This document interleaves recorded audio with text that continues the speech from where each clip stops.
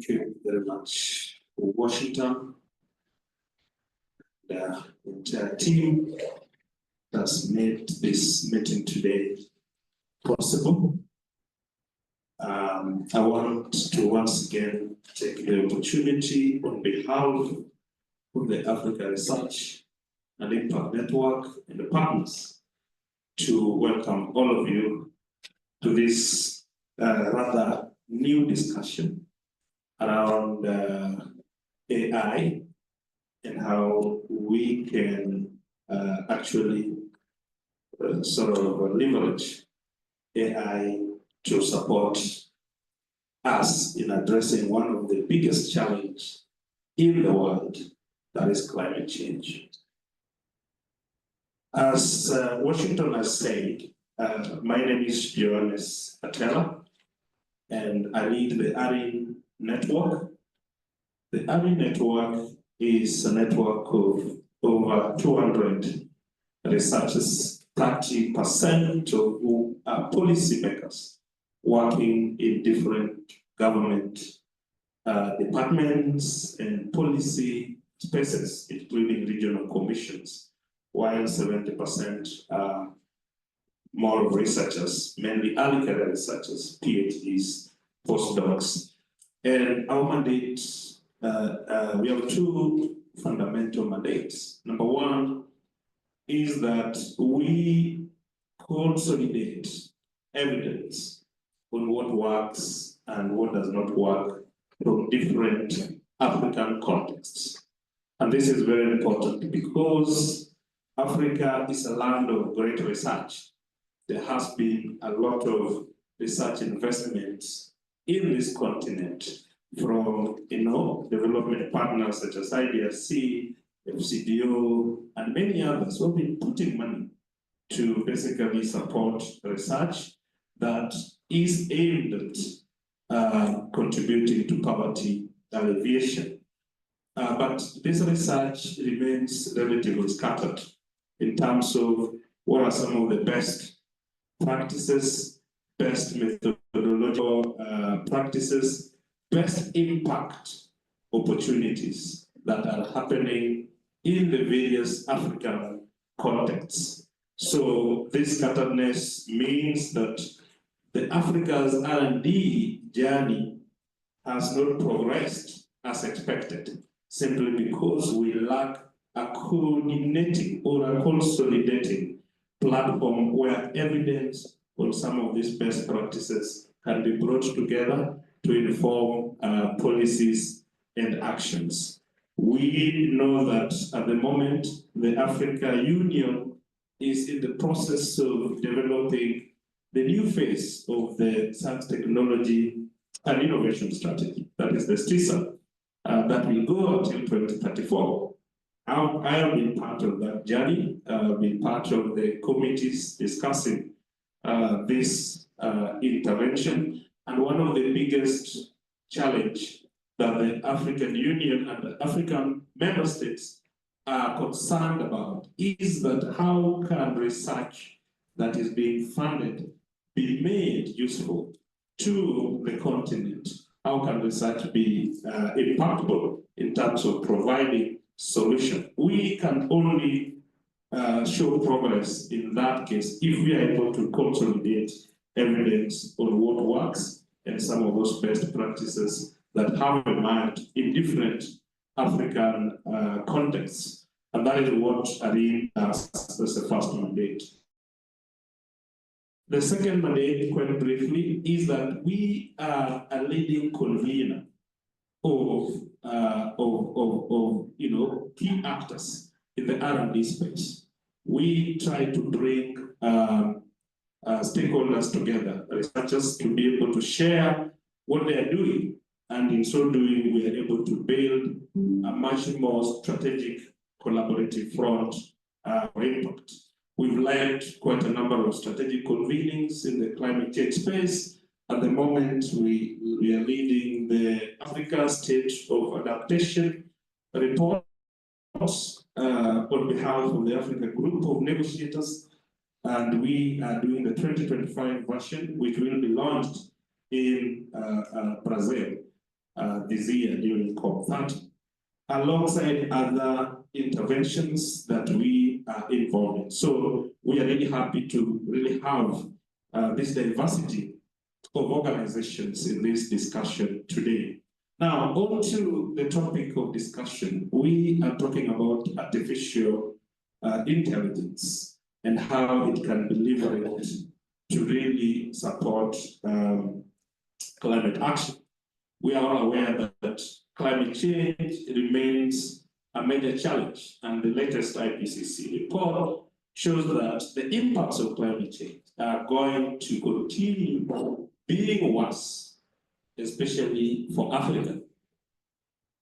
And this is happening despite the fact that there has been a lot of investments. During the Paris Agreement session, back then, there was a commitment to mobilize $100 billion US annually to support the ambitions of the Paris Agreement. And indeed, there has been a lot of investment towards both mitigation, but most importantly, also for Africa, building resilience. The big question we ask today is whether these investments in any way have led to any progress with regards to resilience. And this is a fundamental question because even to date, there are many communities, even in Kenya here, in many African countries, many communities who are still suffering the impacts of climate change. There are many households, many women-led households in this vulnerable context who do not even understand how to adapt, leave alone the fact that they may not even understand whether climate change is happening, despite all these years of action. So this calls for a rethinking of how we want to really progress with the climate change action. And in this rethinking, one of the most important agenda is really to bring in innovation. Innovation that can enable us to understand what is happening in the different contexts. Are we making good progress within some of the most vulnerable communities? Do we have that information? How do we gather that information? How do we organize that information? How do we interpret that information? And how do we use that information to spur decisions and investments? And this is where innovative tools such as the artificial intelligence comes into play. Now, ladies and gentlemen, I know artificial intelligence remains a really big word, for many people. And there are, everybody is almost talking about artificial intelligence. And I know there are broader questions. We're just discussing with Rottenberg now around whether artificial intelligence and climate change are different disciplines, or whether it is, the same. For a long time, artificial intelligence has been viewed as a standalone discipline, with people trying to gain skills on that. But with time, the world is realizing that artificial intelligence is a very important tool that really can be used to provide solutions to some of the most pressing challenges. And climate change, in particular, is one of those challenges that artificial intelligence can address.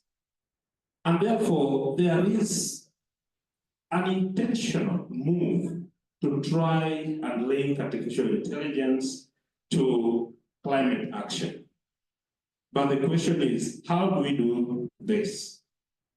Do we have the necessary systems to be able to create these linkages? Are we asking the right questions when it comes to deploying artificial intelligence for climate resilience? Do we have the right skills? Do we have the right infrastructure? And if we are to develop skills, what kind of skills should we develop and for what? So these are relatively broad issues and broad questions that as a community that is already showing interest, in artificial intelligence, we can begin to unpack. We can begin to understand what is really happening. How is artificial intelligence being applied in real sense when it comes to climate change planning, when it comes to climate change prediction?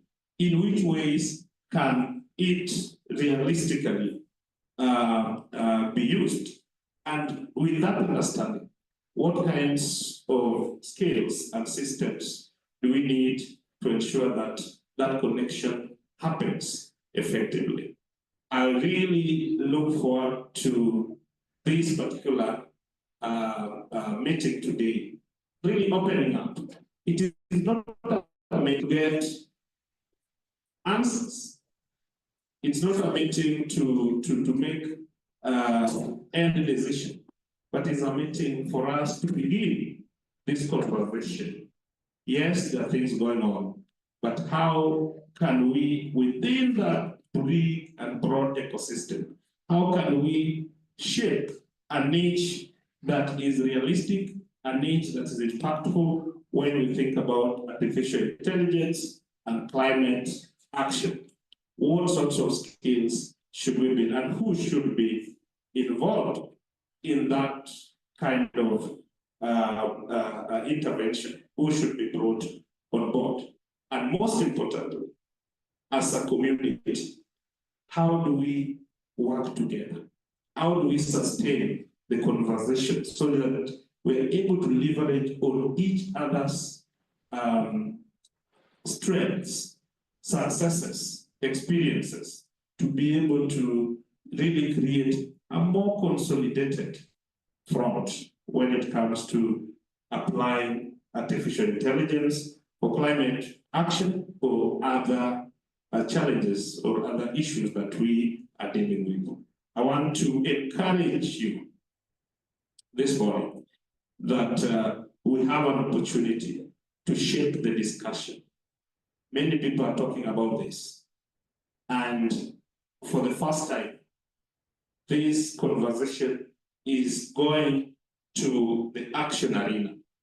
And therefore, this team has that opportunity to provide thought leadership around this agenda in terms of capacity building. What is it that we need? How do we come together to deliver a realistic and impactful sort of framework for scale enhancement with regards to AI for climate action?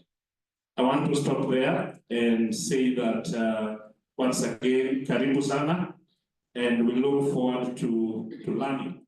Not that we are no experts here. We all want to learn. We all want to open up our understanding, our experiences, even the things we don't know. We can always say, we don't understand certain things. Let's say them so that we are able to, move forward from a more informed perspective. I thank you, and I look forward to more exciting engagements during the day. Asante sana.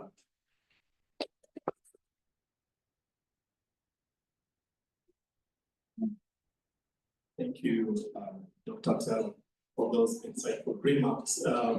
Indeed, scaling impacts of climate change calls for rethinking of our strategies to enhance adaptive capacities of our local communities, and as rightly stated, that developing the right skills, and capacities is crucial towards this end.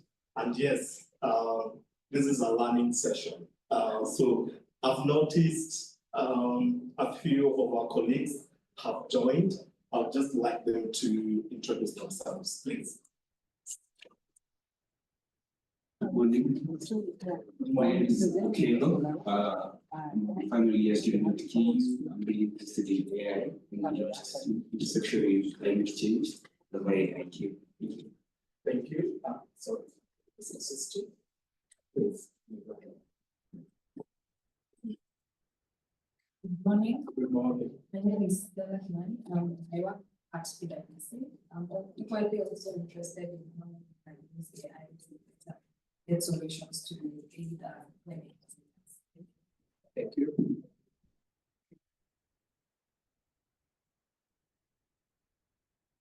Thank you. Good morning. Good morning. Good morning again. Good morning. My name is Rose Kwamboka. I'm a data engineer working on a few projects on climate change, climate resilience from Code for Africa. Thank you. Thank you.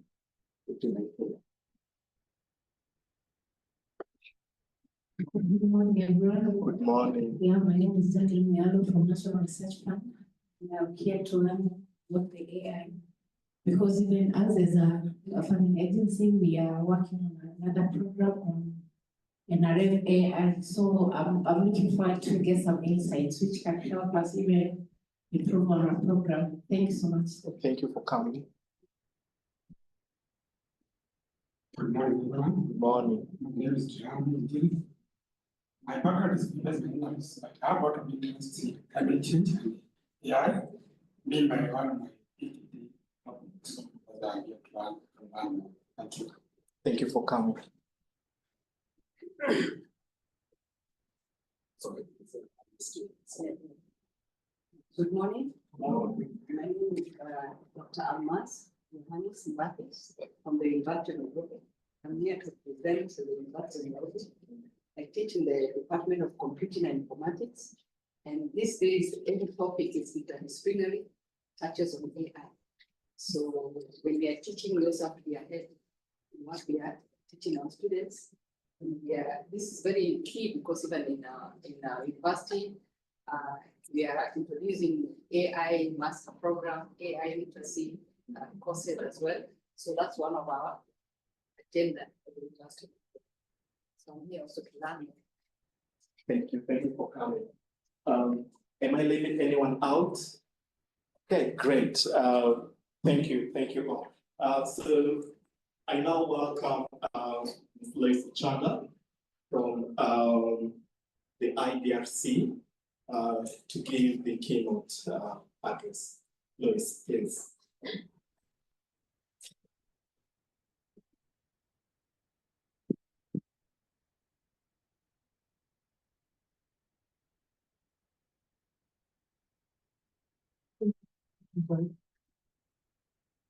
Let me just set my timer so that I don't stay here the whole day and bore everyone, but I see people starting to walk out. So good morning once again, and thank you, Dr. Taylor, the African Research Impact Network, the University of Nairobi teams for the invitation to this workshop. It's great to see everybody. Let me say that again.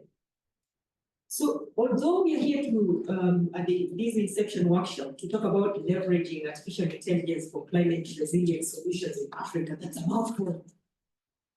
At a personal level, I'm more interested in technology and innovation policy. So that already tells you that I'm going to start off this discussion from a very general level. So I'm not going to concentrate on climate change and artificial intelligence, but we're going to look at artificial intelligence broadly if you place it in the SDGs.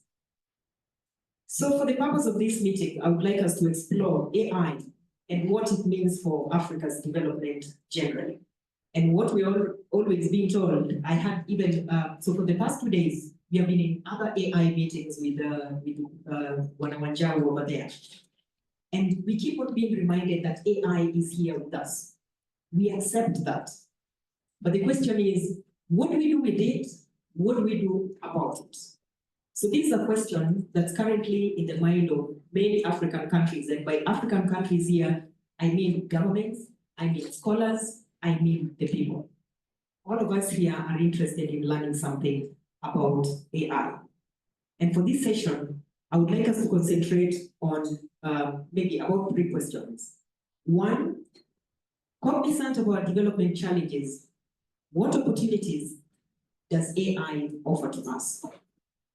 The second question, what are the potential risks that we must be aware of?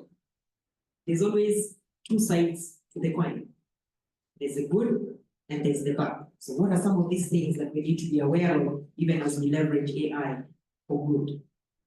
And specifically, since we are here for AI and climate, what might be the aim?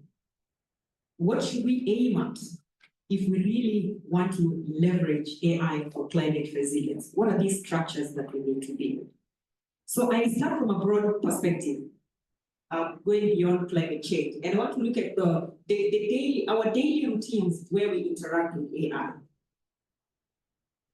And why I want to do this, take this broad perspective, is because AI cuts across many development sectors. Dr. Taylor just mentioned earlier on, the tension, is AI a discipline? Is it something that stands on its own? But if you look at it from this broad spectrum, you begin to realize that actually AI is a tool that we interact with in our daily lives. So it's applicable across board. The second thing why I take this broad perspective is because I work for a program known as Artificial Intelligence for Development. Development is broad. So I also would like to adequately represent my program, which is known as Artificial Intelligence for Development. And the third one, the rest of this workshop is going to concentrate on AI and climate. So I think for my next 15 minutes, I shouldn't be spending 15 minutes only talking about AI and climate, because that's what we're going to do for the rest of this period.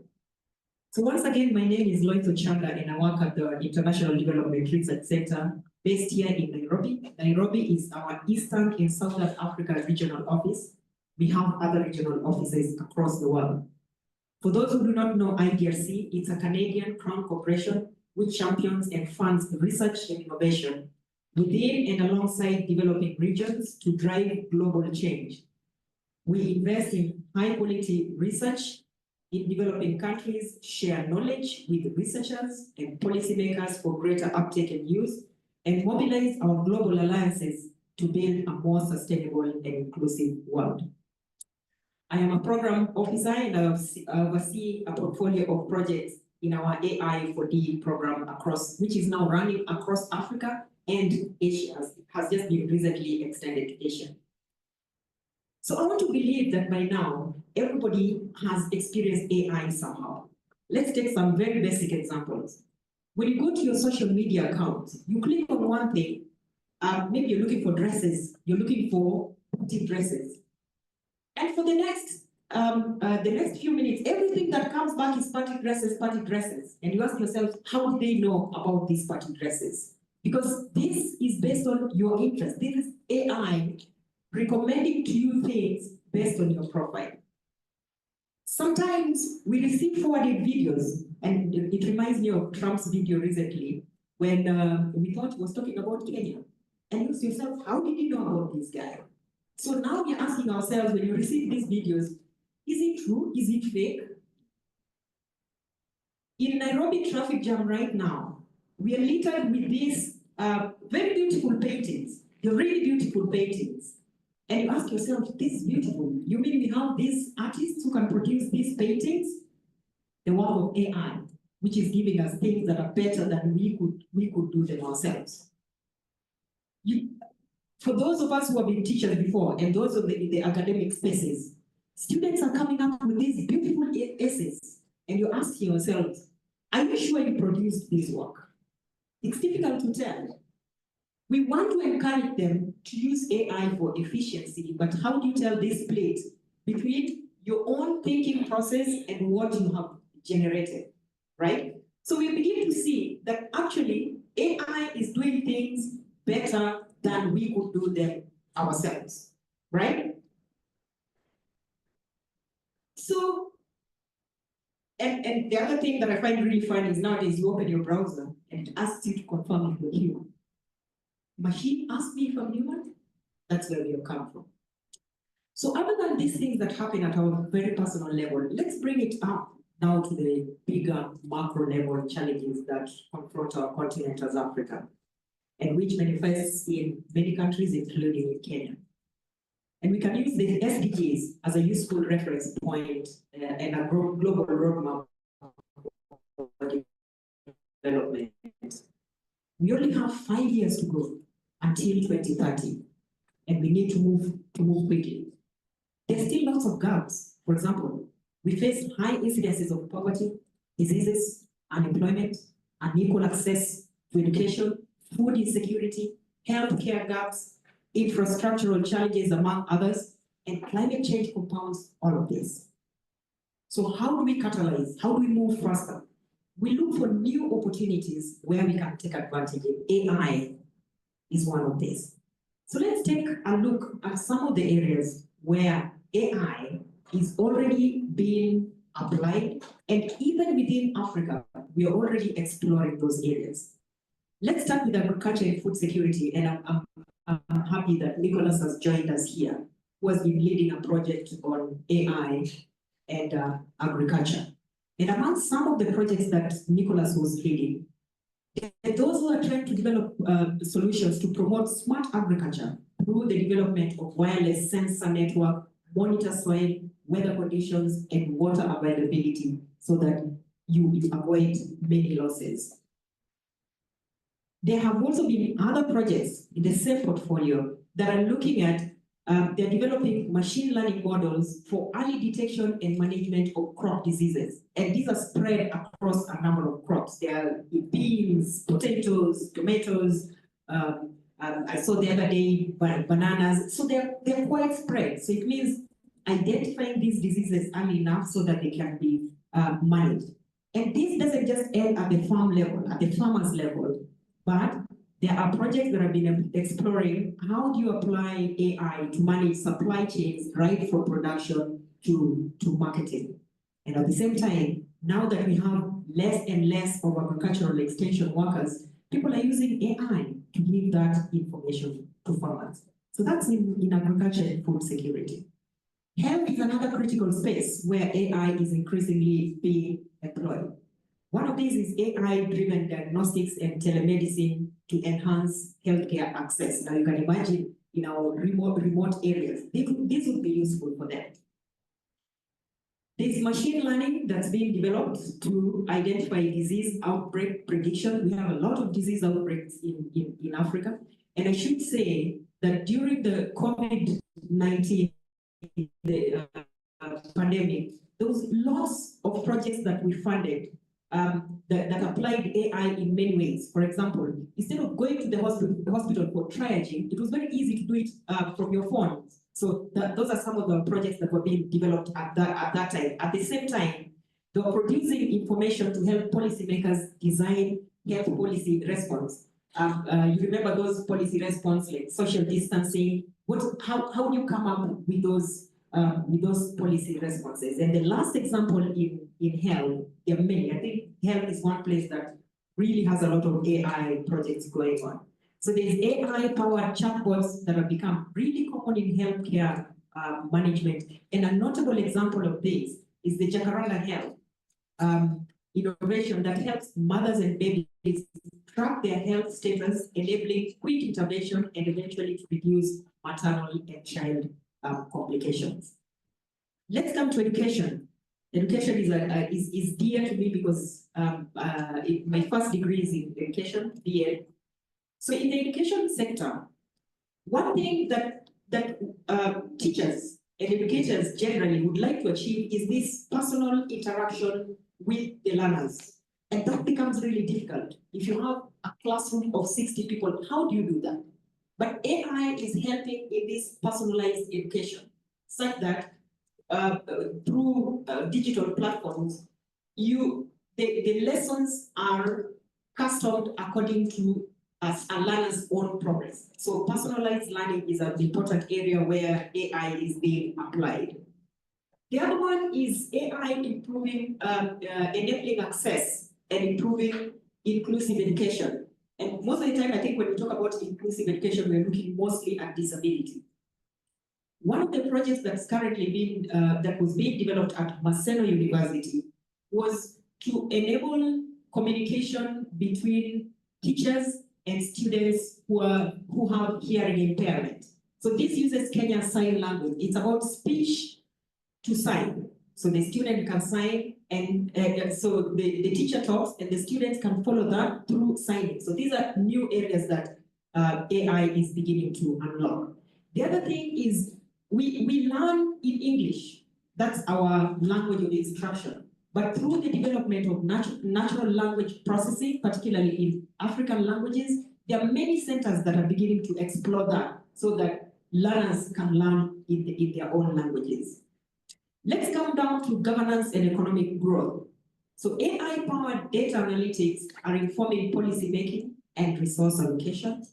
There's AI financial inclusion through mobile banking and microcredit platforms. How many of us do Fuliza, and how do they determine your limits? AI transparency tools are also being used to combat corruption and enhance governance. Now, coming down to a few examples from climate action and environmental protection, there's AI-driven climate modeling to predict and mitigate environmental disasters. There are AI-powered conservation efforts for wildlife protection and biodiversity monitoring. And there have been smart energy grids for optimizing renewable energy distribution. So while all these appears to be really promising, and we have these new opportunities, and particularly for those who are techno-optimists, they tend to oversell the good parts of this. But wait a minute, we have to think about how do we manage other potential challenges that might arise. In fact, these potential challenges have been quite at the center of policy making in many African countries. Now we know that there is a continental strategy, there are policies that are coming up. And in fact, Kenya has recently published his AI strategy, 2025 to 2030. I hope some of you have had a chance to contribute to that. And just this Tuesday, we were looking at principles. What principles should we all keep at the back of our minds as we think about AI solutions? So I think maybe just about 3 of some of the concerns that we need to keep in our mind as we try to integrate AI in developing solutions. One is ethical concerns, which is really critical. AI runs on data. So we always click in these things. It picks my computer IP. I create my profiles, and AI can be intrusive. So how do you bring in data protection in that? We don't want people with the surveillance and things like that. So one of the ethical concerns is how do you ensure data privacy? There's potential for algorithmic bias. And I was just reading an article that sometimes AI has been trained on certain data, and now machine learning just keeps it going. So this bias keeps on being reproduced and keeps on going. Some of the bias, the other day, not too long ago, we had a session about AI and gender. And there are certain gender biases that have already been introduced. We keep on interacting with AI and we reinforce some of those biases. There are all sorts of biases. So how do we watch that we don't build biases into algorithms and we keep on running them? The other concerns that people fear are things around job displacement. And, so you say job displacement, and others will tell you that technological development creates more opportunities. But I ask myself, many of these things should be contextually considered. If you introduce AI to do everything in Kenya, what does this mean? It's good to introduce it, but if you introduce AI to take away jobs in a country that already has such high unemployment rates, so how do you integrate AI, even if you're thinking about efficiency in jobs? So it's a matter of for me, it's not that you deny or refuse to accept AI, but what changes does policy need to make in terms of skilling? How do you need to prepare yourselves for potential changes in jobs? So those are a few on the ethical level. The other one is digital divide. And digital divide has been explained in many ways. It's access and the literacy of it. There are just a few of us here who manipulate our phones and know how to use them properly. And there's a huge majority who still do not have access to internet connection, for example. There are a lot of majorities who cannot even manipulate their smartphones. So what do you do? So what do you do about this digital divide? Even as you develop solutions, you have to remember that there's going to be a group of people who are going to be leaving behind. So how do you not leave them behind? Something to think about. The other one is building that AI capacity. And I'm glad we're here with our NRF colleagues. And I look at, in terms of building capacity, it's building capacity that we are trying to achieve here within this project, but it's also capacity in terms of investing in research. So I would like to know how NRF is positioning itself in terms of the research that they fund. Other building capacities in terms of education that we are giving right now and infrastructure. So really preparing ourselves in terms of the capacity that we produce. How do we use that capacity building to position ourselves to take advantage of AI? So let me try and finish by turning to the project that has convened us here today, which is AI for climate resilient solutions in Africa. And I want to say that this is a critical project. Why? Because it's a moment where all of us are trying to explore. During the introduction, everybody was talking about, I want to learn or unlearn and relearn. So it comes at a moment when we are really curious. We want to see, how can I intervene in this space where AI is with us? So for me, what would be the aims what should we aim at? What are some of the things? I know you're going to be collecting this throughout the sessions, but what would we be happy to see at the end of it? And for me, one is producing these researchers, because it's capacity strengthening and a research project. But we really want researchers. We want people with knowledge. We want people with skills who can provide solutions, but at the same time contribute to the debates. Because to be honest, our African voices miss quite a bit in these debates that they are going on. So through capacity strengthening that we are doing is to equip us and enable us to produce knowledge, to engage in key debates, and to shape conversations moving forward. The second thing for me is knowledge that we produce from this project. And Dr. Taylor was mentioning earlier on about where does this knowledge come from? If right now you want to do a systematic literature review on AI and climate in Africa, how many of those hits are likely to be from Africa? We're not there. There's no knowledge that comes from here. It always reminds me of this map of knowledge production, and what comes from Africa is usually so thin. So I am hoping that we can produce some knowledge and understanding that will help our policymakers, our scholars, industry, private sector, civil society, and let's find ways actually to share this knowledge to achieve greater impact. The other one is building a community of practice that we are starting already here. So all of us who are here are interested in climate and AI, that nexus. So I think it's important that at the end of the several months that we engage in this program, we strengthen that collaboration among researchers, policymakers, industry, civil society, and please let's integrate communities in co-creating safe, inclusive, ethical, and context-appropriate AI solutions. So this morning, as we sit here, listening to the project team and engaging, I hope that we have the opportunity to actively contribute and shape the project's success right from the onset that we have privileged to have. I thank you all.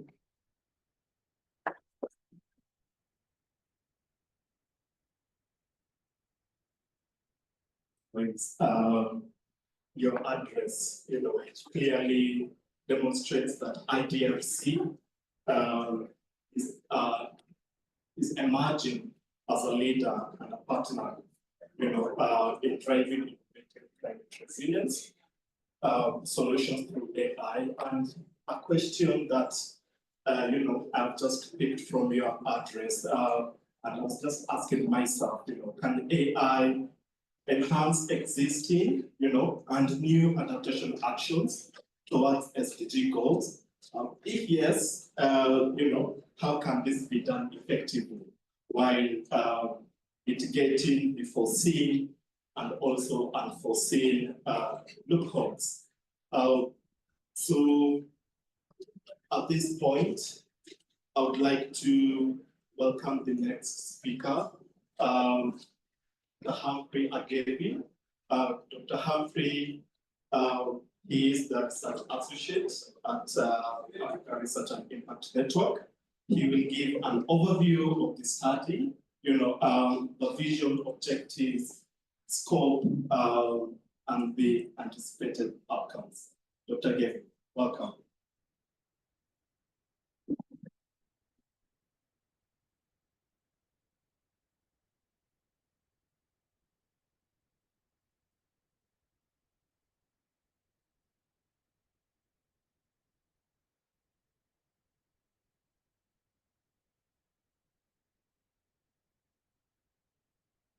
Yeah, good morning once more. Yeah, I think I will just begin from where other speakers have left. And that means already the discussion has begun. The issue of AI for resilience.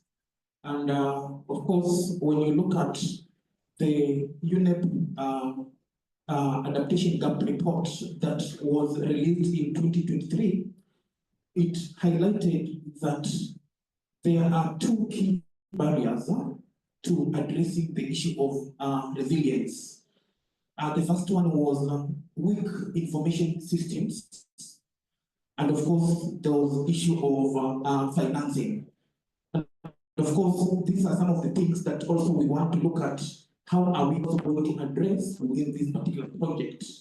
And I'm happy that we are here as different stakeholders from different organizations, from different sectors. So we want really to see then how can we be able to leverage this AI in our different sectors.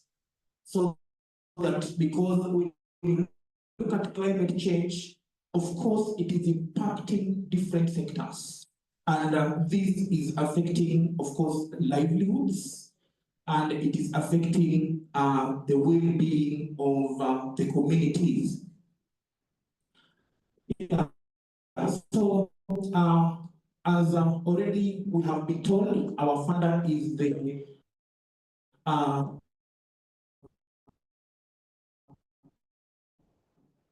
IDRC of this project is Africa, and we are looking at the issue of capacity building. And we have also one of our partners. I'm happy we have a representation here. The Dean, Dr. Olago, will be joining us later. They are having some exams. Then we have Makerere University, and also, as ARIN, we also have what we call regional focal points, that is in different parts of the continent, and they are also going to help in contributing to this particular project. Just an overview of the project, as we have said, that in the current century, climate change then poses a significant challenge across Africa. It is affecting all the sectors, it is affecting economies, and of course, this is despite that when you look at statistics, then we are not contributing much of the greenhouse gases, but we are heavily affected with climate change. And of course, this is attributed to the low adaptive capacity. And then we have the issue of us over-depending on what we call the climate-sensitive sectors. And we also have what we call lack of institutional, technological, and also the financial capacity that can enable us address climate resilience effectively. And as we have been told, the AI is emerging. but then it is emerging as an innovative data-driven solution. For anything that we do, we depend on data. Every department, every sector needs data. So how do we get that accurate data? Sometimes we always say there is issue of accessing data, the large data sets, among other things. So how can we be able to leverage on AI to have what we call the data, to get what we call data-driven solutions? And here we are saying that then AI will be a vital technology that will help in implementing climate resilient technologies. And of course, when you look at during the COP28, that is when we had the GGA coming in place, whereby strategies had to be put in every sector. And in that particular perspective, then you find that AI plays a very crucial role. And now the countries are trying to submit the new NDCs. And you will find that even in that process, then we need to ask ourselves, how can we leverage on this AI in trying to ensure that the new updated NDCs then will have the issue of AI as one of the innovative critical strategies to addressing climate change in Africa and also the entire world. Yeah, of course, then we find that there is a gap.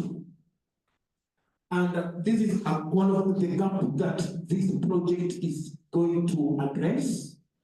And of course, in our discussion here also, we are going to get insights on how can we be able to build on this gap.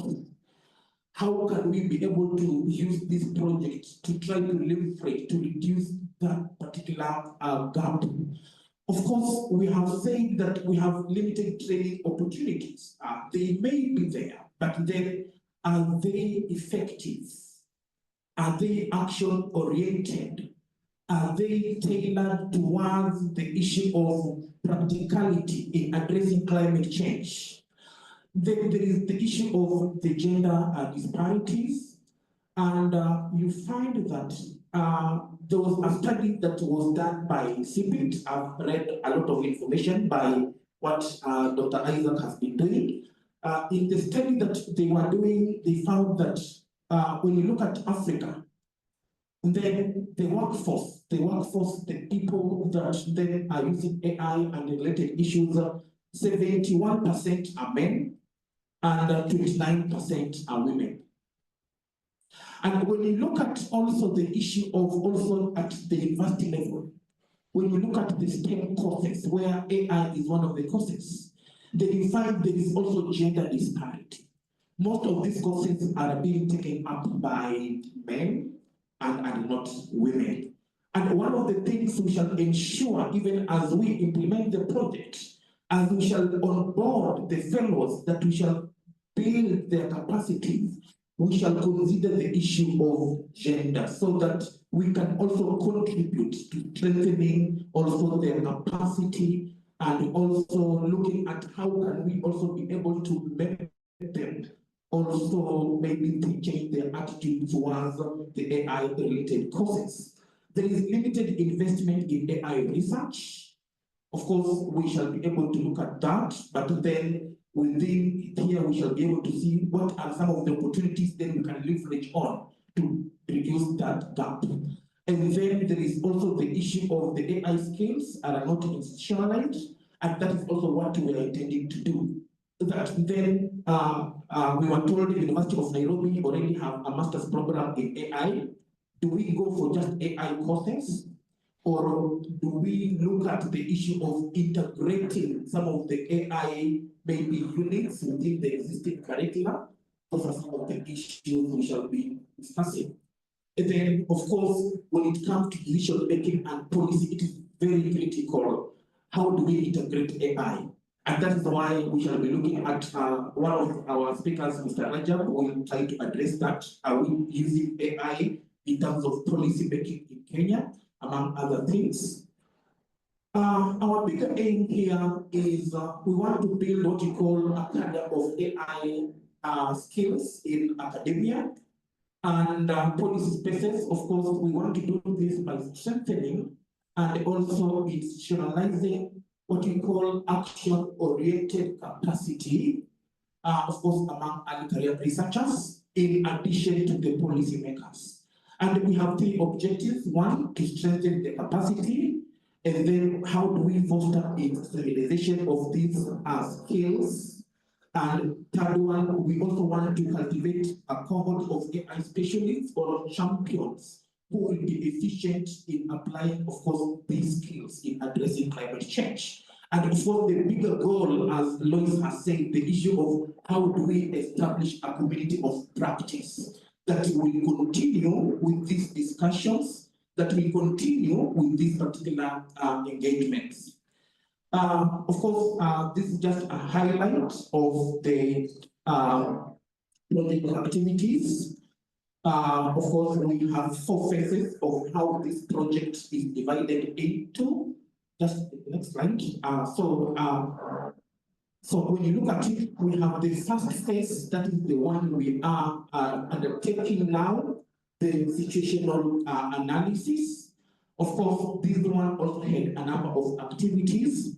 And one of the activities we have been doing, of course, we continue to do it, is the issue of just doing the scoping through desk review, through systematic analysis, and in trying to understand the current landscape of the current or also the past AI climate initiatives that were contributing to building capacity. And we want to look at which are these capacities, how are they building capacities, what are some of the gaps in those initiatives that we can be able to learn so that we can be able to strengthen more. And then from there, again, there is the issue of capacity needs assessment. We have also undertaken that. We shall be able to show some of the insights that we have gotten in today's meeting. And here we want to identify some knowledge gaps and areas that, of course, require strengthening. And also through that review, we shall also look at the gaps so that even as we develop the curriculum for AI that we shall use to train those fellows, we shall have integrated some of those challenges, some of those gaps, and of course, including what we are going to get during today's Inception workshop.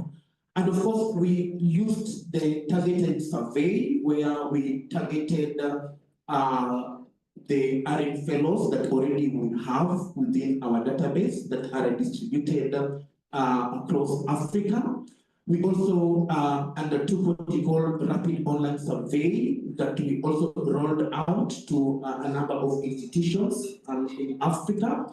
And we ensured that this is able to reach in different parts of the continent, even by using the French version of the Dutch online tool, and also other versions, so that other Africans who are not speaking in English are able to understand what we are able to do. And of course, during the capacity needs, also the document review has also one of the ways we have been able to do capacity needs assessment.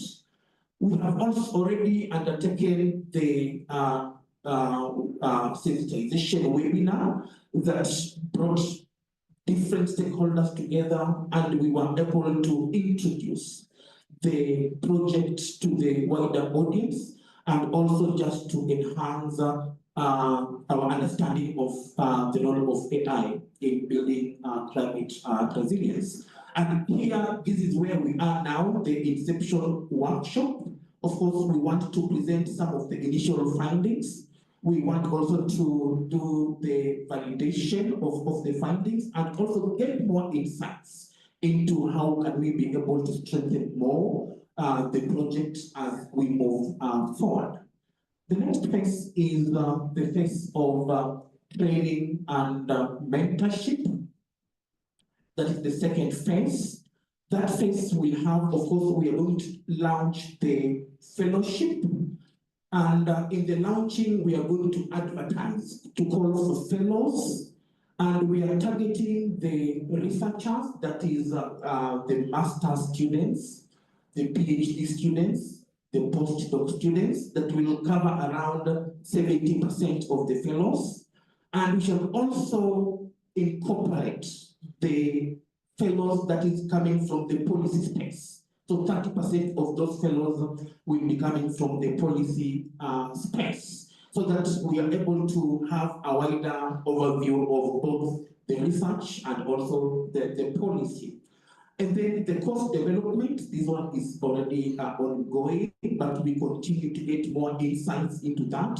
This is the course that we shall use now to train, to strengthen, to build the capacity of these fellows. And as we build this particular course, we find that the course will be divided into 3 categories of modules. We shall have the basic modules, and then we shall have the advanced modules, and then we shall have the application modules, whereby now those selected fellows will now look at the issue of case study analysis through the middle ground that I'm going to talk about. And then the delivery now of that fellowship program, we aim to deliver that program in a blended manner, in a way that those particular basic modules and some of the advanced modules, we shall be able to undertake them through the e-learning platform. And we have our partners, University of Nairobi, who are very critical in that. And they help in ensuring that those modules are on their platform. And also, apart from that, we shall have what we call a summer academy, that now we shall be able to bring some fellows, selected fellows, that we shall call them the AI champions. And these champions are the ones that we shall select, of course, after undergoing this particular training, and then they will come for this summer academy, and they will be undertaken more into the advanced modules and also the case study or application modules. And then from those AI champions, of course, then we shall have the element of the small grants. We shall award some small grants just to enable them undertake some case studies that are innovative, of course, in different African contexts. And of course, like here we have different sectors, so we shall be looking at different contexts. So we shall develop a way in which we shall ensure that all these sectors are captured in these case studies. And so once that is done, of course, once these fellows have done those case studies, we shall not end there. Of course, these case studies, once they have done the research, we shall move a step further and ensure that these findings are published, so that the global audience is able to understand what was done in the project. And we shall use the agreement that already we have as ARIN with Taylor and Francis to see if those can be published as a book volume. And then also those fellows will undertaken through some internship and exchange programs. And I'm happy we have also the private sector is here, some tech companies are here, we have Microsoft among others. So these are the organizations that we shall be looking for to see how can we be able to attach these fellows in those organizations, so that they are able to also learn and build their skills within the AI spaces in what those organizations are doing. The next will be the utilization of the AI program, and this will be done through the university curriculum, whereby we are in discussion with the University of Nairobi and also others, and see that then can we develop just a program in AI, or can we be able to look at the existing programs that are addressing the issues or are teaching students in climate change? How can we then integrate the issue of the AI modules in them? And then how can we also make that practical? And then also, we shall have the policy labs.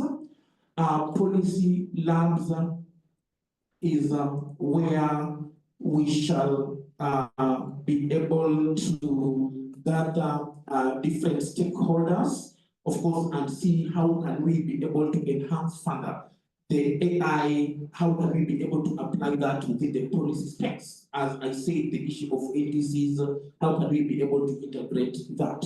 And we shall also already build on already established platforms that we are using as array in trying to engage the different policymakers. So we shall use those particular platforms. Then the next phase will be building, of course, the community of practice and outreach. Of course, we shall also be using the existing initiatives, like currently the African platform on adaptation metrics, the APAM, under the NAMA project. We shall also be looking at how can we be able to link to the international platform on adaptation metrics, that is the IPAM, which currently we are contributing to writing also some 2 chapters, which will culminate into the annual conference that will be held in how we be able to leverage that platform in trying to popularize and see or apply the AI into that particular context. And then we shall also be having some series of monthly webinars so that we look at different thematic areas, different topical issues that we shall have borrowed from the capacity needs assessment. We have been able to learn that these are the things that the universities or the policy makers think we should be able to build their capacity. So we shall be also using these webinars and see how can we make them in a way that they are also building the capacities of the fellows and the annual base. The studies they did from those case studies, and also bring other people that have been doing research in this particular area, and we shall be able to convene and see how can we be able to further leverage on AI. And also, we shall ensure that these fellows are able to participate in some of the global gatherings, for example, the COP30, also some of the regional climate weeks, and among other things. Next, finalizing, we have a number of outputs already that will emanate from those particular phases that we shall be implementing as a project, as indicated there. Next, and of course, the long-term outcome. We want to ensure we have what we call a strengthened skill sets and a supporting environment that is able to apply the AI in climate resilience planning and also action in Africa. And we have intermediate outcomes, and also we have intermediate outcomes as indicated there. I think that is it. And thank you very much for listening to me, Satya.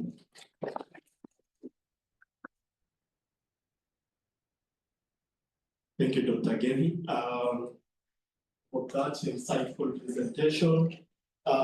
We can already tell that this is going to be an intriguing study. I want to invite any clarification questions for this study.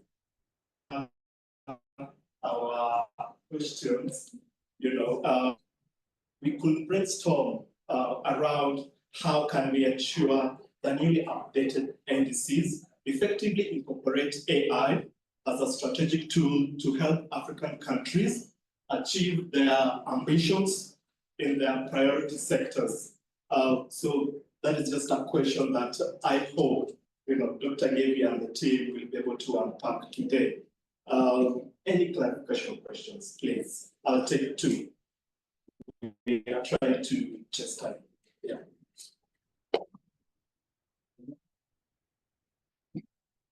Right. Oh, thank you.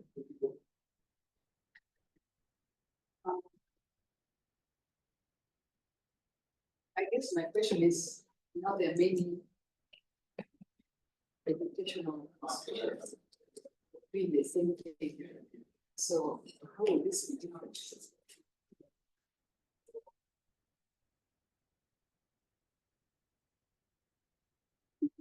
Any other question? Okay, great. Dr. Gemi will just handle that. The question is, how is this study quite different from the other? In terms of consolidating community practice. Yeah, thank you. You meant institutions doing the same project or the courses? The courses. In terms of educational part of it, the courses, the curriculum, it might be very similar to what's being offered at the university. Yeah, of course, now that we are working with the University of Nairobi, of course, we want to see how can we be able to work together. That is number one.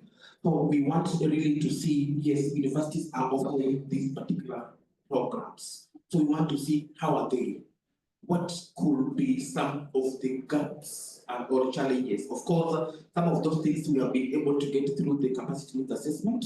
So through these findings, we shall be able to see them as we work together and try now to build this particular institutionalize the AI.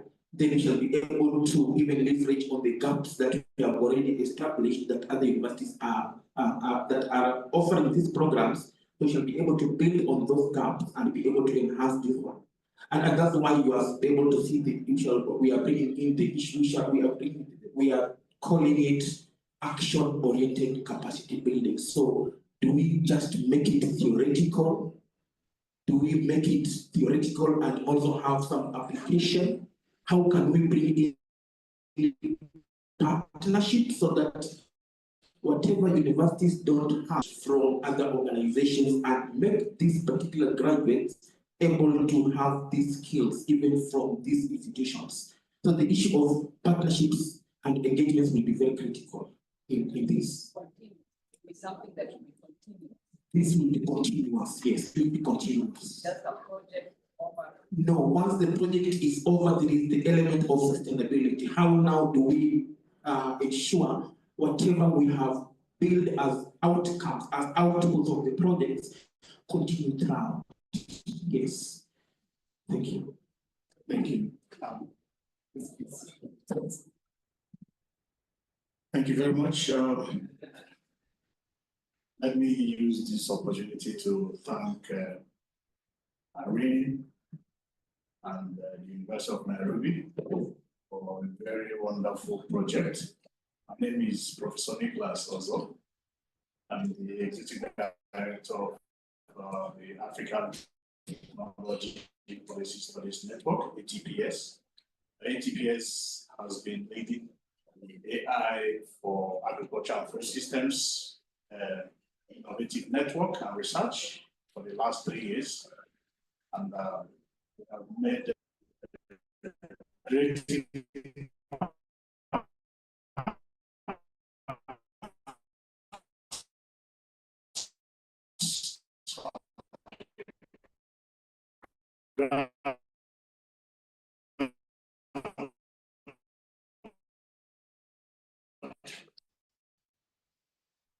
thanks to Johannes in this direction, and also Solano, who I've also worked with in different areas. So the project on AI and climate risk is very, very important. The AI for D program. This issue of climate resilience was brought on board. Mine is to encourage you to make greater impact, because the first network, I can call it like that,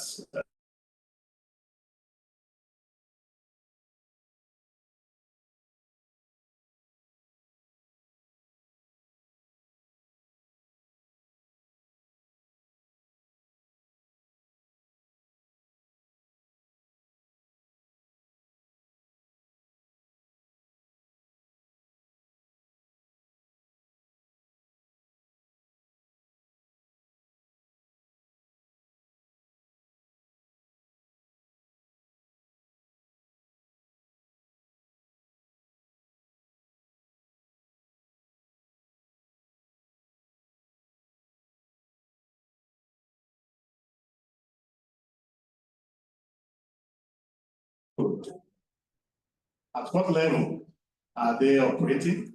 Undergraduate, master's, or PhD, or postdoctoral?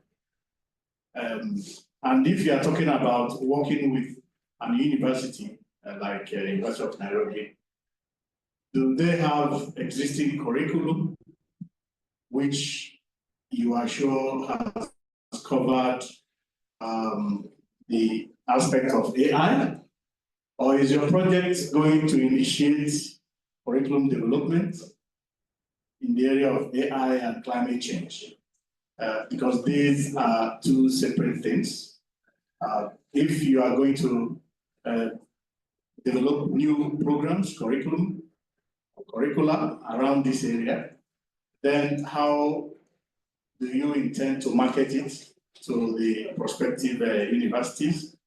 But if you are sure from your scoping work that there are existing universities that have potential curricula for AI and climate solutions, then what are these universities? Because these are part of what we would like to know from your scoping study, the status of readiness of this fellowship, of this mentorship, and of this curriculum support to universities. Thank you very much. Thank you. Again, we will just handle that, then we could proceed for the session. Thank you. Yes. Yeah, thank you very much, Professor Ozoro. I've just also been reading about you, and I'm glad I've seen you today. Yeah, to begin with the issue of fellows, are they existing, or what, or which levels are we going to pick them? As I indicated, we are targeting, of course, researchers, and we shall be looking at when we do a call, we shall target the postgraduate, that is the masters, the PhD, and the postdocs. That's already done within the program. So we shall be strengthening also their capacities within the AI space. The issue of curriculum, as I indicated here, of course, we shall, and of course, our capacity needs to have been able to identify a number of universities and be able to show that and how they are geographically distributed even in Africa. So then how are we going to use our program to strengthen such? And of course, that also will be through engagements. And when it comes to curriculum, for example, in Kenya, we have something we call the Commission for University Education. So the issue of curriculum making also takes quite some time. And so we shall be discussing and looking at if these institutions have AI-related maybe program, or they have programs that teach the issue of climate change, among other things. Then we shall be able to, together with the universities, do what we call a curriculum audit and be able to see how can we be able to integrate those particular modules on AI in them, so that even as other students are able to enroll, they are able to acquire those skills in AI. Yeah, I think we shall be doing the presenting on the findings of the capacity needs. We shall be able to show some of the universities already that we have been able to find in Africa. Thank you. Just to add on the question around marketing, which I think is very important. We want to, first of all, pilot the training together with Nairobi and maybe Makerere. Then, based on the learnings and the successes and the experience, we hope that we can then work with a number of university networks, including AROA, Association of African Universities, AAU, to be able to see how we can scale out the trainings. With regards to the curriculum, I think what I've said is critical. But I just wanted to add that there are already curriculums which are existing. they might not necessarily be focusing on AI and climate resilience. They might be AI development or certain things. So we have some idea around that which will be presented. But what we want to do is to really introduce, first of all, for this training, we develop the modules as independent, but then we will scope for opportunities to integrate the modules into existing university curriculums. So that might involve maybe just adding some ideas into the existing plans, or even developing new curriculums with these particular universities, which again, might take some time. But either way, we will be sustaining that conversation along the way. There was a fundamental issue raised around sustainability, which I think is quite key. And we also want to listen or to learn from the participants in terms of what are the opportunities to sustain this conversation beyond the project. That is why our phase 4 part of the work is looking at building a community of practice, because for sure there's a lot going on. Nicholas, the work you're doing is fantastic. I know ACTS, they're doing excellent training, so capacity, scholarships for AI. How can all this be understood so that we create a framework for learning in a way that is sustained, not just within the project time, but beyond, as a community working in that space? And we'll be happy to really learn from the participants today. Thank you. Thank you. We have one last question.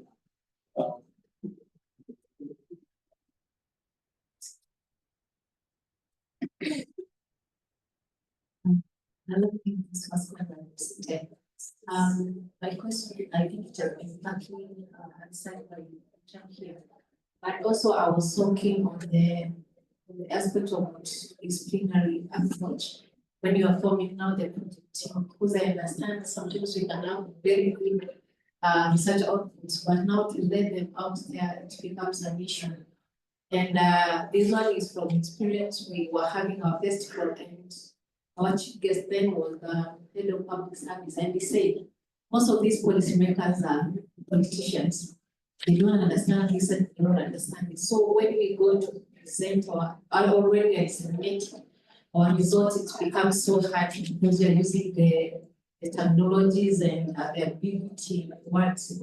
So my question is, how are you going to disseminate this? Because I've seen in phase 2 you're focusing on policy labs, and policies are very key. How are you going to disseminate them to make sure the common one, and even the politicians, they can really understand this? Because if they don't buy it, you've seen if something you've seen from Kenya, like if someone just posts something which is vague and it's not right, and it's not true, it really goes to get into a wide range of people. So how are you going to make sure that when you're disseminating, you are putting to the issues of other discipline, social sciences? Because I know you're mathematicians, so you work with just mathematicians. How are you going to incorporate even the other disciplines to make sure these projects buying is very okay, and also as accepting the results is common money? Because in me, my background, I'm not a mathematician, I'm resource mobilization, but I want to get the results of this at the end of the day. Yeah, that's my question. Thank you. That's a very good question.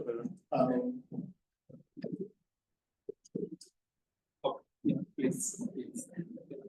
Yeah. And that's key, and this is part of the discussion we want to have. AI is conceived by many people in different ways. Like you rightly say, there are people who conceive AI to be mathematics, and so there are other disciplines that wonder that how will they be part of that conversation. And we want to understand from this meeting today, what are those multidisciplinary spaces through which we can share the learnings from the project. But even from the design of the project, fundamentally, we have tried to, make the curriculum, the topics that we suggest at the moment, they are quite multidisciplinary. There is a lot of social science in it, there are a lot of policy understanding in the models that we are going to develop. So already there is, a space for different disciplines to be part of the training itself, but also looking at the policy engagement, as you rightly say, we will have the policy lab. The policy lab where we will be able to bring different policy makers and other stakeholders together to be able to share some of this finding. This within the project duration is not going to change everything to create the transformative impact, but is going to provide a foundation opportunity that we can see where can we intervene deeper in terms of research, in terms of skill development, but also in terms of linkage to the policy space. So we don't want to promise that really we're going to make everyone understand AI and be able to apply it and use it, but we want to really identify what are those opportunities and how can we build them in a much more targeted and deeper fashion. I hope that makes sense. All right.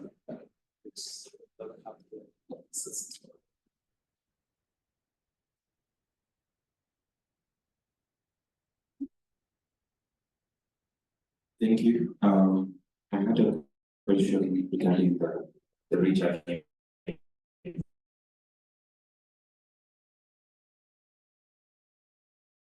Part of the project, you have a grant awarded project, I'm assuming. Have you considered the aspect of recording the sessions such that even those people who won't make it, who won't be successful applicants to the program, people from the tech community and academia, can still go through the materials that are being shared? Question, if we proceed to the next agenda.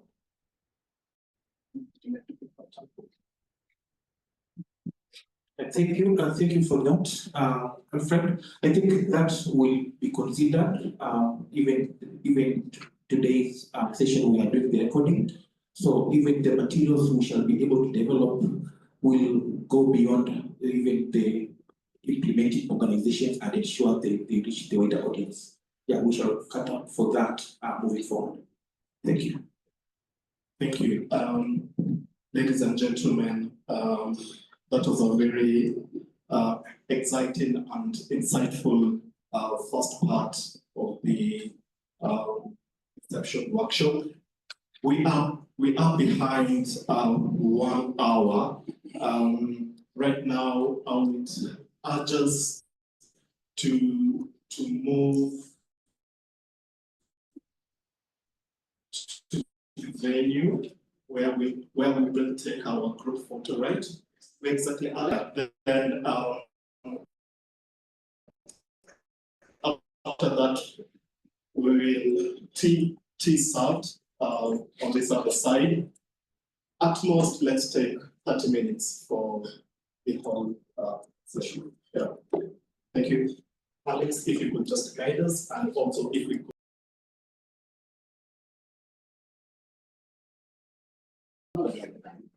Ladies and gentlemen, I would like to call this session to order. Thank you. So we are going to have a presentation from Isaac, a brief lecture on the status of AI framework in Africa, considering Africa's AI. It is in its initial stages. Dr. Isaac will delve into the opportunities, shedding light on its potential for sustainable development. Dr. Isaac, please.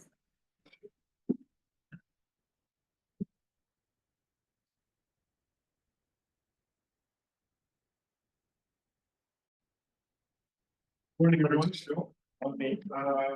I'm scheduled for 30 minutes. I'm not sure if I'll take the whole time. Hopefully give some back to the organizers, which I'd like to thank right off the bat. Thank you, Karen, for inviting me. Station number.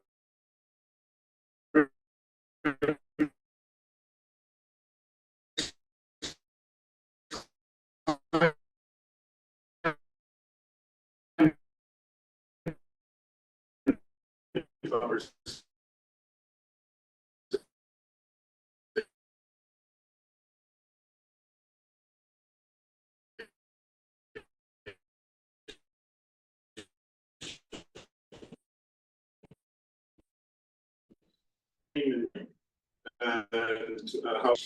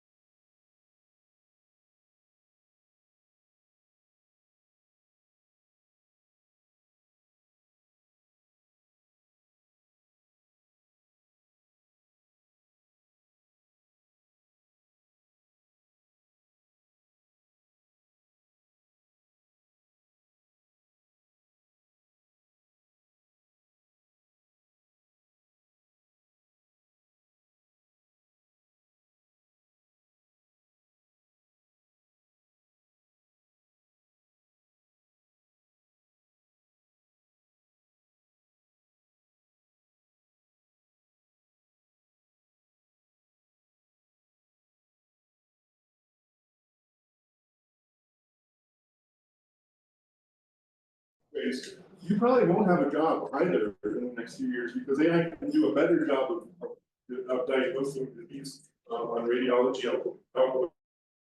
And then the other thing, the other sort of personal thing is I was in San Francisco in June last year, and I saw some self-driving cars, so I took a video of one, but the video is too large for me to email. But so I took a still out of the video, and that's what that picture was of the car. There are hundreds of these roaming around the streets of San Francisco, and you sit there and you watch, and a car pulls up, turns on its signal, the blinker, makes a turn, and then you watch it go by, and there's no driver there, and that's when it really hits you, figuratively speaking. That's when it really hits you. But this AI thing is real, right? A lot of the AI applications, you can't really see, right? So AI is very good at drug discovery. How many of you are involved in drug discovery? How many esoteric? It's hard to put your finger on, but when a car drives by without a driver, that's real, right? And that's happening. I don't think it'll be here for a little while. There are too many obstacles on the road here to make it practical at the moment. But it works. So that was fascinating. Okay, next.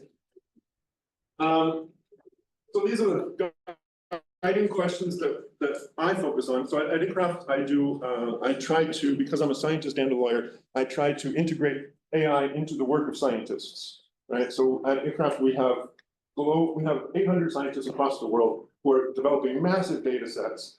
They're analyzing these data sets in various ways, but AI can assist them in many cases to increase their ability to analyze these data sets, get new outcomes, new insights, etc.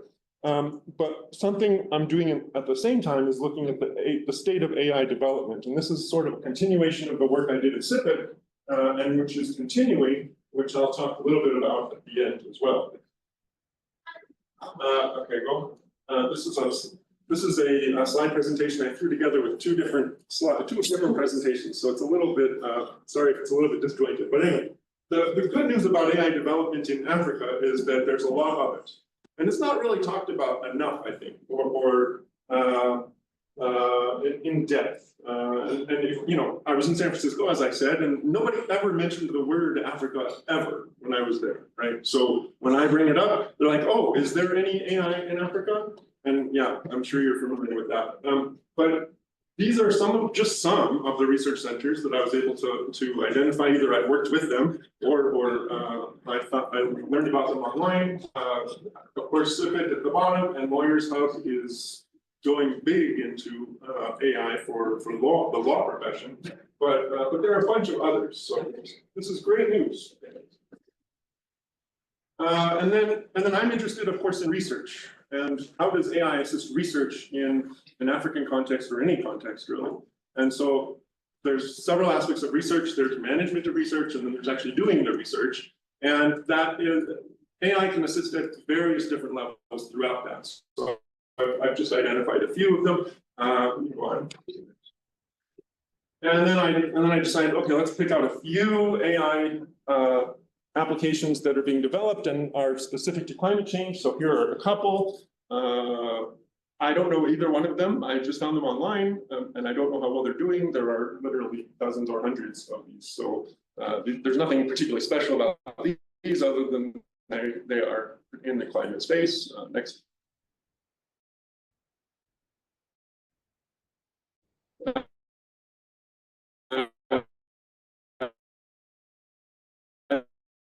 And two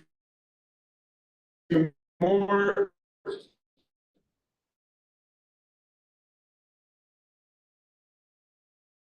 Are in most cases still DRC, which is now in the news again lately. But you know, these are good developments, and of course, tech companies are always going to be at the forefront of technology. Okay, next slide. And then I needed to put this in. So this is a real poke in the eye to the industry in Silicon Valley. So how many of you know this? I've heard about DeepSeek. Yeah, like if you're watching the news at all, DeepSeek threw the American stock markets into a tailspin. NVIDIA lost almost 20% of its share value in one day, and everyone is like, oh my gosh, what are we going to do? So DeepSeek is like a small startup company in Canada that says we can do what OpenAI is doing, and we don't need all the resources that they use. We're going to innovate, and we're not going to do that way. And they did, and their output has been tested in standards, and it's really, really good. And everyone is like, how did you do this? And so it's like a sort of a rush to see, you know, what does the Western, in particular American AI industry? I like it because it's an example of something I've been trying to prove for years now, which is that Global South AI developers have something to contribute to the AI development in general. And in this particular case, what they're contributing is you don't need the massive scale that OpenAI is claiming that is required, or other developers is required, in order to get the performance that they've got. And I think that's fabulous. I think I've been trying to prove this through research, and I haven't seen a really good example, but this is perfect. My other thought is OpenAI gathered huge data sets from everywhere, in many cases violating copyright law, violating data privacy laws, et cetera, huge data sets to do what they did. And we don't have the data sets that in Africa, our data sets tend to be smaller, tend to be more disjointed, it's harder to access them. But our AI developers, from my interactions with them, they build AI tools with access to smaller data sets. And of course, now in the AI industry, even in America, there's sort of a move toward small data sets, small language models, right? So instead of these huge data sets, they realize, okay, maybe we can do this with smaller data sets. We've been doing that for years, not because we wanted to, but because our data sets tend to be smaller anyway. So I think this is a fabulous example of something that I hope we use as an inspiration to continue to develop AI in our own capacity. Okay, so let's move on to some things that are kind of scarier, maybe not scary, but anyway. I went on to OpenAI and said, please give me 10 risks of using AI in research management. And this is what it gave me.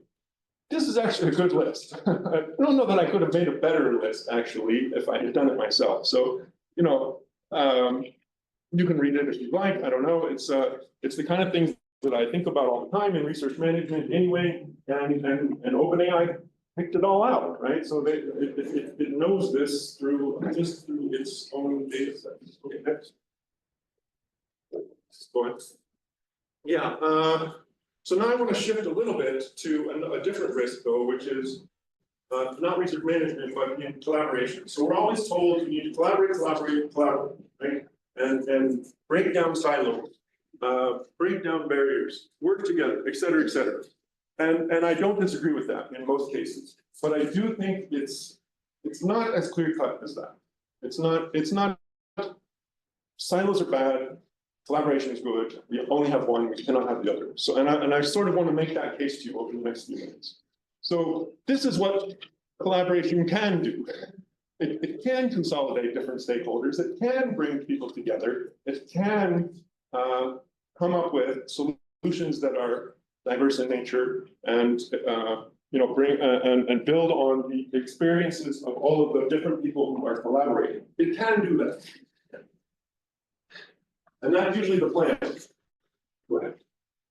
But as my favorite quote from Mike Tyson goes, everyone has a plan until they get punched in the face. Or hit them after. Next. So I'll give you an example. This is not an AI example, where collaboration didn't go as maybe as it could have or should have. Play pump is kind of not debunked, but definitely not as big as it was. A few years ago, got tons and tons of funding. It's a Western startup company, and they said, what we're going to do is we're going to go and install pumps in rural areas, particularly around schools, and we're going to attach them to merry-go-rounds and have kids play. And as they play, they're going to push the merry-go-round, it's going to pump water up, and everyone will have access to water, right?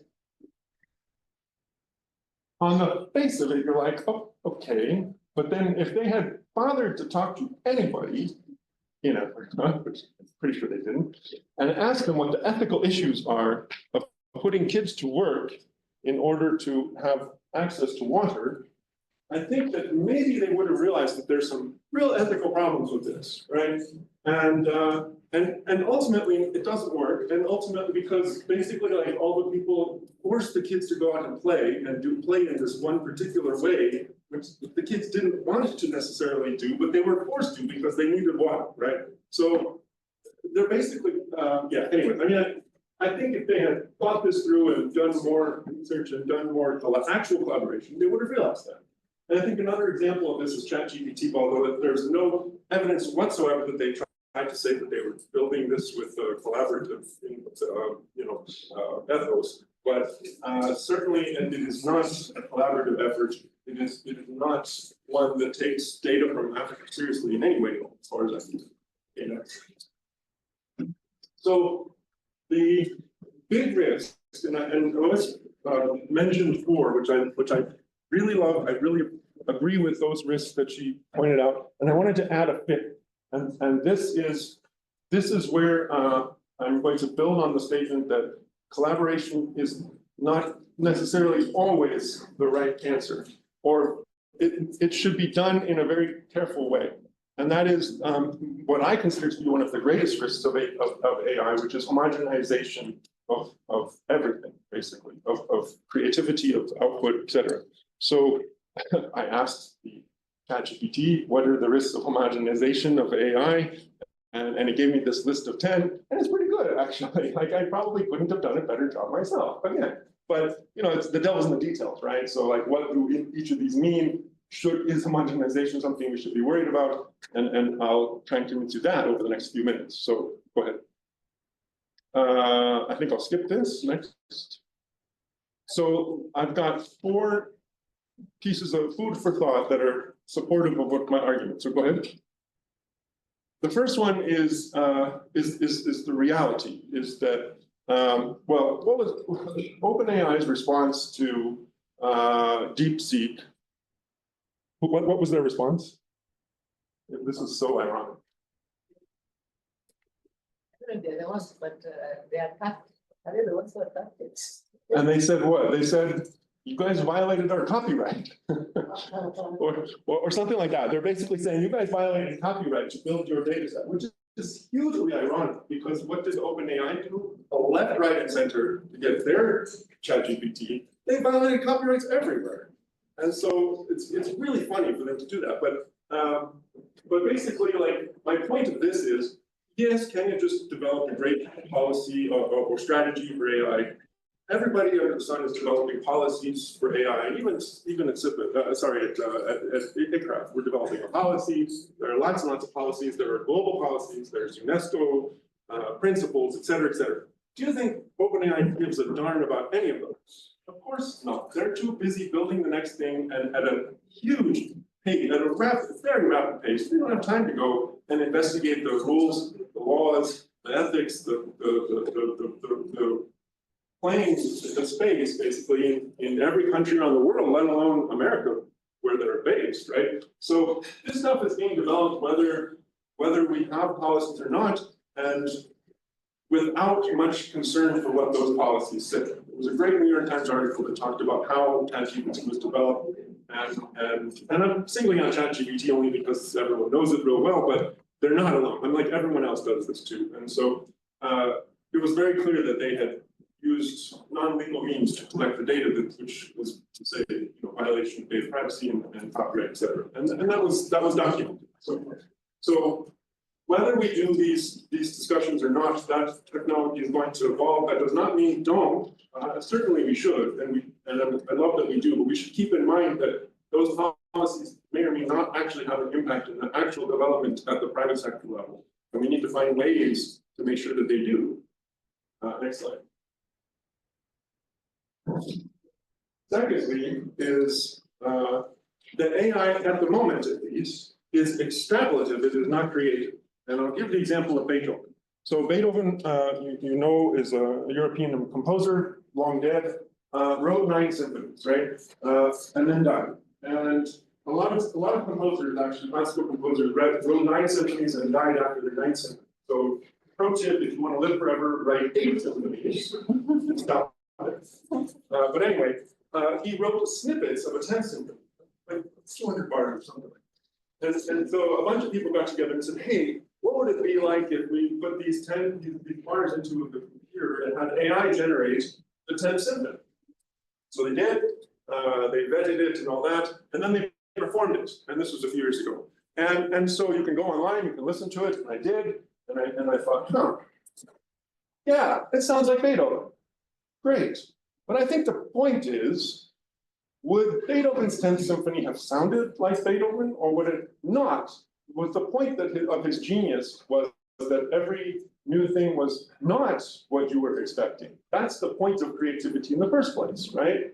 And so, yeah, we can extrapolate from what we have and create the next best thing. And that's what a lot of the artworks that you like, all the artwork basically that you see is just taking from what it has. It's not really creative in the same sense. And that's a real limitation at the moment for AI. And I think it's one that feeds into what my last point. Go ahead. I've given a couple of examples of African art that would be truly innovative, I think. So, and this has also been mentioned, because AI is extrapolative, not creative, there's bias. This is a really good book by Kathy O'Neill, and it cites a paper about the colonialism of Africa through AI. So I highly recommend you get the book, read it if you can, or just Google the paper itself. And she said, and her argument was, I don't know if you know what those things on the right are, they're called Pop-Tarts, they're an American staple of breakfasts for every kid. They're like basically all sugar and no substance, right? And so she's like, if I put into the algorithm that you cannot eat just Pop-Tarts for breakfast, lunch, and dinner, that's a decision, right? That's a bias, a bias that I have inserted into the data or into the algorithm.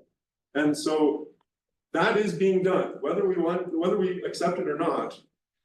These decisions are being made at the algorithm level, at the data level, and they influence the output, right? So we should not expect OpenAI to have really good contextualized information or output that's relevant to Africa if the people developing it have no context to do that, right? And I don't know, maybe people do eat Pop-Tarts for breakfast every day in some countries, so that shouldn't be excluded as a possibility of the output, right? So last slide. Not last slide, second to last slide. So this is sort of the end. The main point is that, again, silos are always said bad. Silos bad. Let's break down all the silos. I don't agree with that. I think silos have their place, and I think that DeepSeek is a perfect example of a silo, where they were siloed because of geopolitics, right? And they created something that's amazing, right? And had they not been siloed, had they had access to NVIDIA's technology as much as they wanted, had they had access to the data, all of that, they wouldn't have needed to do what they did. So silos can be good in the sense that they allow for very different ideas to germinate. Now, to get that to scale, to get that built up, maybe you do need to bring in others, maybe silos at certain levels are really bad, or maybe always bad at that higher level. But in the very beginning, when ideas are very fragile, if you don't have silos, then the loudest voice in the room, or the one with the most money, gets to decide what happens, right? And so the African voice has been sidelined because we are being integrated into, or out of fear, will be sidelined because it will be integrated into these siloless, boundaryless development schemes that don't allow your ideas, very good ideas, to germinate. So I would say don't use it as a dirty word, but rather it has its place. Okay, now the last section. And I have to conclude with something on climate because that's why we're here. And this is something that we're struggling with at ICRAF a lot, which is the environmental impact of AI cannot be ignored in any conversation. And I talk to people at OpenAI, and when they do train a new model, like the needle of electricity usage in the state literally moves. Like it literally moves the needle. They're using so much electricity, and they're using so many resources to do this. So the water usage, the electricity usage, the land usage, raw materials, the materials that come from very specific places to build these chips and these batteries, et cetera, backup systems, all of this material has a cost. And I think we need to evaluate very carefully from an African context as well, because a lot of our laws now are saying data localization and pushing for development of AI in areas where maybe it's good, maybe it's not, I don't know, but we all have to take account of the costs that is associated with that sort of development. And I believe that is the end for me. Yeah, that's the end. Thank you.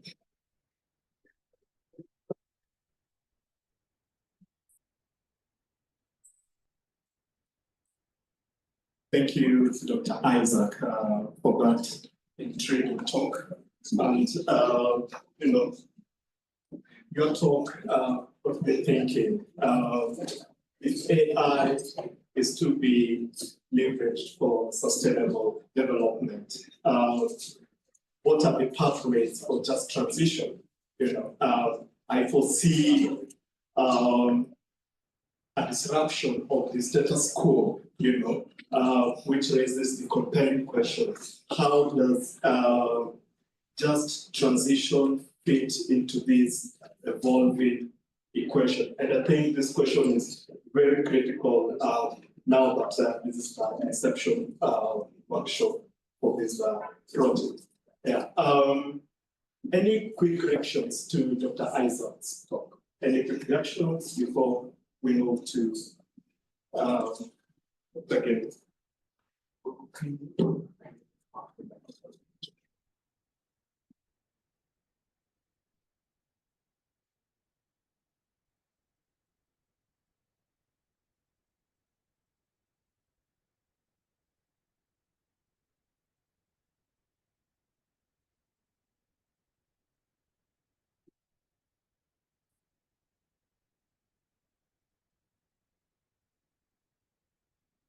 So I'm looking at the evolution of AI and mostly comparing it to mobile.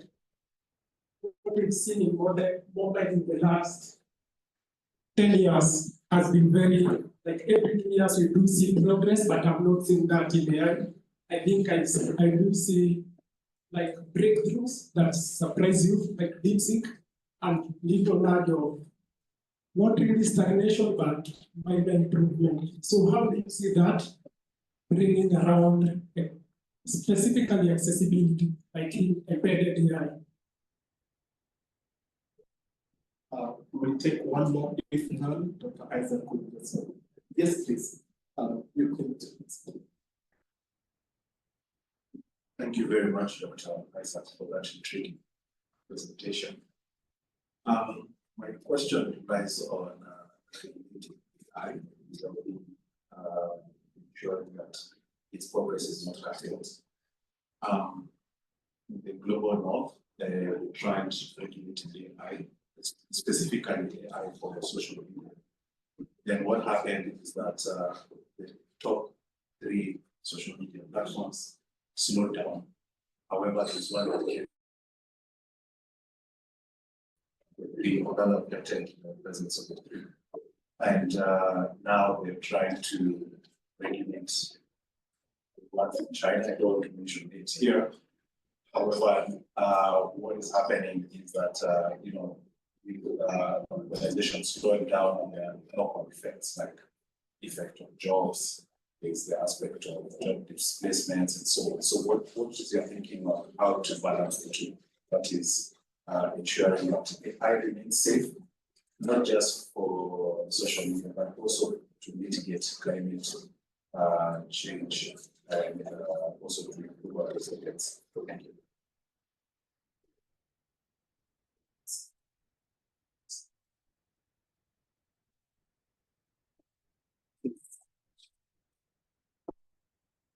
Yeah. Just one question. On your last slide, you talked about how AI requires a lot of resources. So that is maybe electricity and water. How will that affect us in the African context, where we don't have much of, we are struggling even to maintain our electricity, we are struggling with water. So how will that affect us? Yeah, say one. Please do. Yeah, Isaac has raised a very important point around context, and I think we had that discussion during tea break.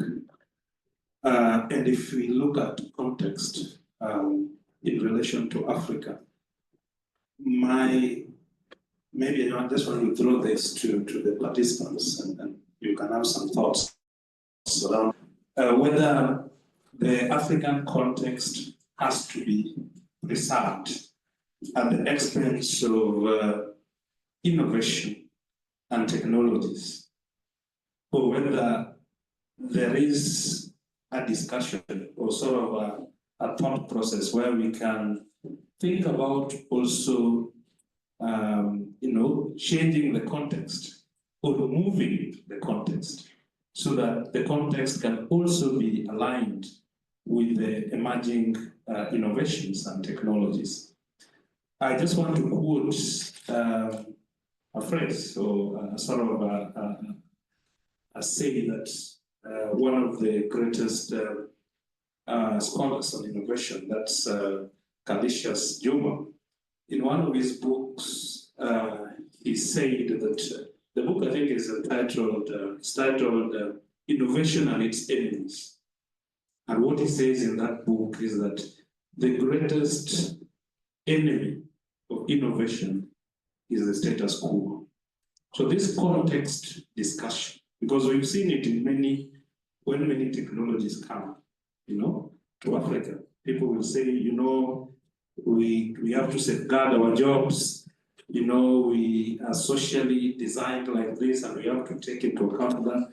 How can African context be reshuffled or be progressed to align with some of these emerging technologies and innovations? And if we want to say, okay, the context should stay the way it is, that's also another debate. But I would really like to hear your thoughts and also from Lois as well, because you highlighted this in the morning during your opening remarks. Okay, these are really good questions, very deep questions. So when I was a kid, my dad had a job as an aerospace engineer, and he would go and he'd go to work every day and he'd wear a tie. And when I was really young, his ties were fat, really, really wide, like very wide, right? By the time I was middle school, high school, the industry had changed and everybody now was wearing skinny ties, right? And my dad had thrown out all of his fat ties and got all skinny ties. But then I reached the workforce and I'm like, what's in right now is fat ties. Dad, do you have any of your fat ties? No, I got rid of them all. Oh, too bad, because retro and fat ties are in. So I couldn't access that. I had to get my own. So I think of it in somewhat of a similar way. Like, I have never met a more miserable group of people as a whole than Americans. And I think to a large extent, that is because of the pressures of social media and the negative impacts of social media. And I think that if we regulated social media, if they regulated social media, like they do alcohol, like they do tobacco, like they do illegal drugs, because they recognize the dangers and the harms of those things, they do not recognize the dangers and harms of social media and other hyper-connected technologies. They don't recognize those as societal harms, so they don't regulate. And I think, and even now, and the horse might have left the barn at this point. Like I don't think they could anymore. And I think that Americans would collectively get up and say, hey, that's our freedom of expression, our freedom of speech, blah, blah, blah. We want to have that. So that's what they get. And in response, they get all of the negatives that come along with it because they don't have any of the safeguards that come with regulation. So regulation means restriction, right? It means you have to accept that you don't have access to something you might otherwise have, right? Wouldn't we all love to have access to things that are completely illegal? Okay, maybe not, but a lot of people would, right? But that's what regulation is there for. It is to protect society from the harms that are both individual and cultural and society. So I think to answer the question of social media regulation and balance, I think we as a culture need to make a very, and I think not maybe it's already happened or in the near future, Americans will look to the cultures that have kept the sort of family or friends, social structures that they've lost in America and really regret that has been lost. And I hope that we don't allow ourselves to go down the path of in the name of development towards the Western society and so far that we lose those things too, because I think once you lose them, they're impossible or really difficult to get back. Along the same lines, there was a question about cell phones and access and all that. We talk a lot about leapfrogging, and the cell phones allowed us to leapfrog the the landlines. And okay, true, but I don't like that term because it assumes that we're all going in the same direction. We may be leapfrogging over some technologies, but we're going in the same to the same place that everyone else is going to. And I don't know that should necessarily be true, right? Our AI doesn't necessarily have to go leapfrogging over whatever it is to the same place that other people are using it for, right? So our development should be leapfrogging in all different directions or just developing in all different directions, not necessarily in the same. And then the last question, water and electricity. I don't know. I see this as both a challenge and an opportunity. And it's a challenge because yes, we have very poor infrastructure in terms of electricity. If there was better electricity, I think we would actually have much better health in the sense that more people would be cooking with electricity, which means they wouldn't be cooking with wood, which means the vast majority of Kenyans cook with wood, right? That's bad for themselves because it releases particulates into the air around them. It's bad for the environment because they're using charcoal, blah, blah, blah. It's not, right? It's bad for everybody. But electricity is so expensive and so inaccessible to most people, they don't use that, even though it's a far better way of doing things for most things. Okay, maybe not dairy, but for like, things you cook quickly, it's much, much, much better for everybody. If we had those resources, that would be great. On the other hand, like I said, because there's scarcity here, maybe it's an opportunity for us to look into ways of developing the industry in ways that don't use all those resources, aren't so heavily resource extractive and dependent. And so just like deep sea, I think we should use that as inspiration and look at our limitations and say, how can we do this in a better way? How can we do this in a way that isn't so damaging to the environment? Even if the goal is to solve all these problems, eventually we're doing damage in the meantime, and that seems to be the human way to do things. So can we do it better? That's my hope. Thank you. At this juncture, I'd like to invite Dr. David. Sorry, please.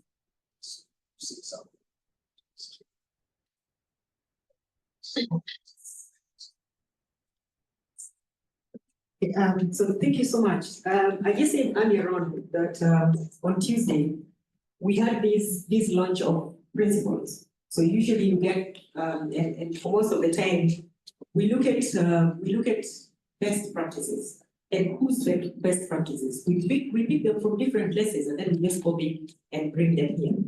I was reading an article about why Africa should not outsource its ambition. So if you outsource your vision, you don't do what you want to do. And let me just digress a little bit. So this article was talking about how China, I think, wanted to build, this was an example, wanted to build a dam. Or many of us in our countries, they give proposals of developments they want to implement. You take it to World Bank and tell you, no, this cannot work. And then you share it. This means you have outsourced your ambition. And what Africa does is pick those good practices. So you pick principles from elsewhere and then you just come and put them in. And I said, I think contextual awareness should be one critical principle that stands on its own. One, let's take examples of AI development. So one is language. So a lot of this natural processing, you ask questions and then something is brought out to you. If you're doing Google Translate, now is in Luo, you put what is this and then it will come to you, it will be translated to you in English. But think about our languages. African languages are tonal. I'll give you examples from Luo. Who knows what bondo means? This on your hand. What is bondo? It's the place. There's a place and kipawa and bound. So if you fed in bond, B-O-N-D-O, it will give you something that totally you don't understand. So this shows you an example why we have to be in that space, because we understand our language, we understand the nuances, we understand that there are words with different languages. Otherwise you get confused. Imagine if you're doing a chatbot for a woman who is asking questions and then they get wrong answers because it has been translated by somebody who does not understand. I'll give you another example of the chatbot that's developed by Jacaranda Health. So usually mothers when they go to the clinic, if you want to know if the baby is fine, they're asked, mtoto anacheza. What would be the direct translation of mtoto anacheza?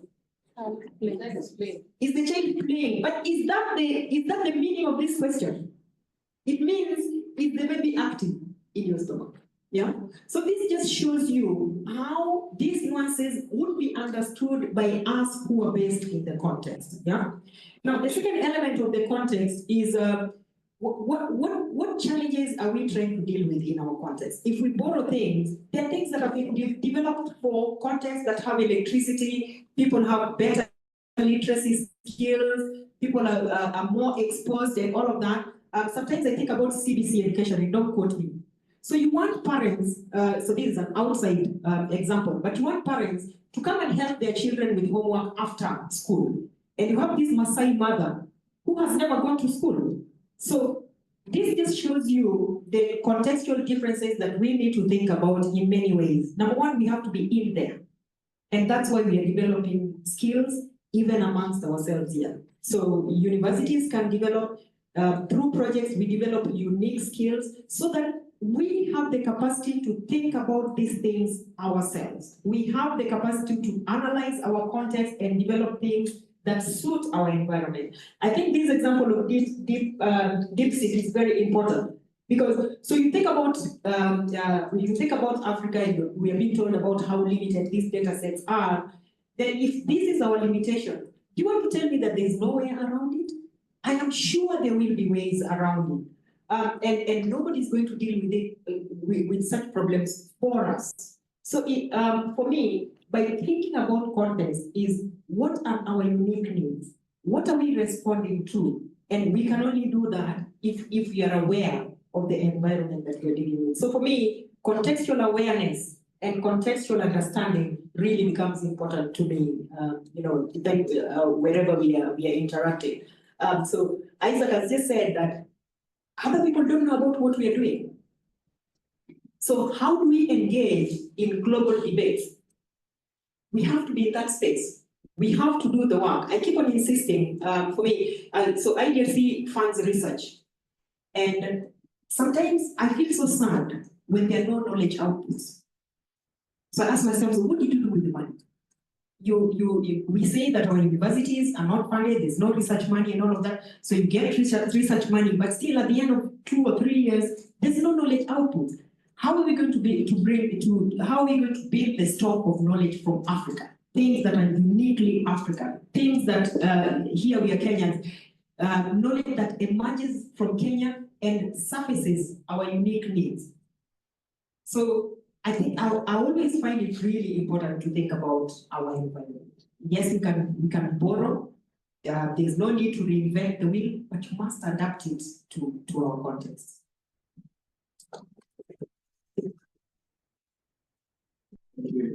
Thank you, Lois. Indeed, contextual experiences is key in leveraging AI, for a tailored sustainable development initiatives in different African contexts. Thank you. At this moment, I welcome Dr. Agevi. Dr. Agevi will be presenting the key findings with regards to the capacity needs assessment. Welcome.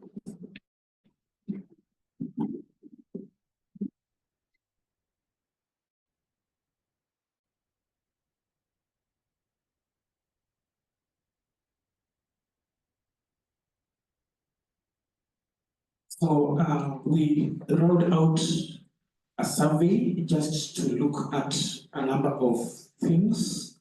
But before that, I'm going to look at the scoping that we have been doing. The scoping that we have been doing, just looking at which institutions are offering either AI courses or within those programs, we have some maybe aspects of AI slightly integrated in them. And then in addition to that, then which countries are leading with regards to those programs that are either purely AI or there are some integration of AI within them. And we were able to do this mapping within around 28 countries. And from this, we were able to do both north, south, west, and east. And from this, we have found that when you look at these programs, they range from certificate level up to PhD level as indicated. And in addition to that, when you look at it keenly, then you find that the top 5 leading countries, when it comes to those institutions, you will find that these are Egypt, Nigeria, Ghana, South Africa, among others. And even when we move forward, then you also find that these countries are unique in a way that already even they already have what we call an AI strategy within those countries that are guiding the issue of AI research among others.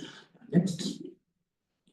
This is just a spatial illustration of which institutions are offering those programs, then per region. Next. These are those programs at now the levels that are being offered. And of course, we were able to get even the geographical position. That's why you can see that mapping has been done that way. Next. The next one now. Yeah. So from this, we also were able just to find out, even as those institutions also that we have been able to map, we also were able to find out, do we have some of the capacity building initiatives already that are in place that are trying to build the capacity of researchers or capacity of policymakers when it comes to AI. And one of them is this AI for D, Africa. Of course, this one has done quite a lot, funded by IDRC. And through that, we were able to see that this has been building capacity by offering some grants. And in fact, I've just seen a call inviting PhD for think through apps, inviting PhD students to apply for some calls. And then through also networking opportunities, they have been able to fund that. Mentorship programs to researchers and also institutions. We have the deep learning in Daba. This one has been doing that through workshops, offering some lectures periodically through online sessions. And also they have also been contributing to building what we call community building events. And all this has been aimed at just to ensure that AI networks within Africa has been strengthened. We also found, like, for example, the AIDS. AIDS is also present. We have, like, for example, AIDS Ghana, AIDS Rwanda, AIDS South Africa, among others. And these have been training early career researchers in machine learning. And of course, this has been through the Next Instinct initiative. We have the Google also AI Research Center. These have been doing training in addition to offering resources, reading resources among others that could be relevant to academicians and researchers. We have the IBM Research Africa, which they also have even an office up to Nairobi here. They are offering internships and fellowship programs, and these are some of the centers we are looking at, which when we have our fellows on board, we could see if we could approach them and see if they can be able to offer even internship to the fellows that we shall be able to recruit through this particular project. We have UNICEF, Africa Data Science, Africa Alliance for AI Africa, among others. We have been able to do many of them, and I think even when we finish up the report, which we shall also be able to share with our stakeholders, we shall be able to get a number of them that we have been able to map. Of course, the modes of capacity building, just to name a few, through education skills and development programs, whereby there has been something that we are calling university partnerships and curriculum development. And a good example here is, for example, the AIMS and Google AI. They have created some partnership that has contributed to development of programs and also the issue of training internships among them within that particular framework. And this has been done in the University of Cape Town, was very common there. Data science in Nigeria, we have also material AI and AI4D. They have created that partnerships that has built capacity. We have online courses and open access resources, and these are just bad examples. We have most common one, the Coursera, the EDX. They have some courses there, which some of them, yes, they are free, but some will reach a point where for you maybe to get a certificate, then they tell you have to pay, yeah, for that. Then we have, of course, the professional certifications. The IBM, the Microsoft, the Google have been on the forefront when it comes to that. Also, the hands-on learning through competitions, hackathons, that have been very common, especially, for example, the Zindi, something, then the Indaba or Indaba X, those have been very common. And these have been contributing to collaborative projects, which these projects are being done between the researchers and the industry. And then also, as also Isaac had mentioned when he was doing the presentation, we already have some AI research centers and innovation hubs, which already are into existence. And through these hubs already, there are some AI capacity building that is already taking place. But we also were able to identify some barriers to AI capacity building in Africa, which some of these already have been mentioned even in the discussion since morning. The issue of funding, and funding has been very critical here, that this has in a way tried to limit more research into AI-related areas, the shortage of skilled AI professionals, or those already who have played in that, some of them already are going to the West, maybe, to get, of course, for employment, because some of them already, if they have that knowledge, then there is no way they are going to get the employment. So there is what you call brain drain. Inadequate infrastructure for AI research. This one we are able to see even when we shall be showing the findings for the capacity needs assessment. We were able to get that through the researchers who participated in the survey. The lack of locally relevant AI curriculum and training programs, so they are there, but then the issue of the action-oriented, how do they create the issue? Look at the Coursera ones. Yes, you just do some reading, they don't have the application part of it, but it's all framework or background to the researchers. Then we have what you call the fragmentation and lack of regional collaboration, lack of awareness and inclusion. Then we have the issue of data, the issue of data quality, data access, the issue of governance. Also, we were able to get that.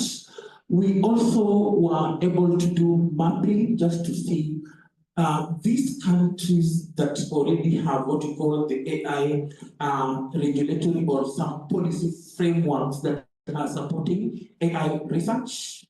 And we did that from the regional and then also at the national level. Then apart from that, which other strategies in those countries or regulations are available in those countries that are supporting AI research? research. And most common at the regional level, we have the AU continental strategy, of course, that is there. And this is supporting the issue of how do we bring in investment in terms of funding, collaboration, among other things. Then when you look at national level, around 10 countries already have the AI strategies in place, but some have just published the drafts, which now they are discussing or they are under discussion. And I think after that, then that is when they become effective. And just as Lois had mentioned already, we have the Kenya National Draft Strategy for Kenya for 2025-2030 that people are giving views on it. But apart from that, Kenya, we have what we call the Kenya Robotics and AI Strategy also Bill 2023. So also we were able to map that. And all other strategies, just to give examples. For example, when you look at, for example, countries now have set up commissions. They have data protection centers, for example. They have master plans. All these are just initiatives that have been put in place as a result of the national AI strategies, or they are supporting the implementation of those. Something here of importance here, of course, then we were also looking at some of these countries have what we call expert body in AI. And as you can see, a few of them have that. But then the next one, most importantly, is the issue of how many countries have incorporated or have AI as a priority within their NAPs. And it's only 6 countries, so we still have quite a lot to do. And these are the issues that we need now to promote, even through the collaborative research we are doing, and to inform, maybe through policy dialogues, how we can be able to incorporate the AI within their strategies. That is either the NAPs or NDCs. So for that, of course, challenges, of course, when it comes to those countries with regards to regulatory framework development. These already we have mentioned, the issue of data challenges, funding constraints, the ethical consideration, the limited infrastructure, the slow policy development. All these are trying to lag behind the issue of rapid AI advancement. And so these are the gaps that we really need to discuss through such forum, through the community of practice that we intend to develop. How can we be able to address such particular challenges to ensure that these frameworks are in place? And in addition, then there is an effective strategy to ensure that these frameworks are being implemented effectively. Next, we also were able just to find out then which are some of these initiatives in Africa that have been funded when it comes to research, maybe with regards to either AI.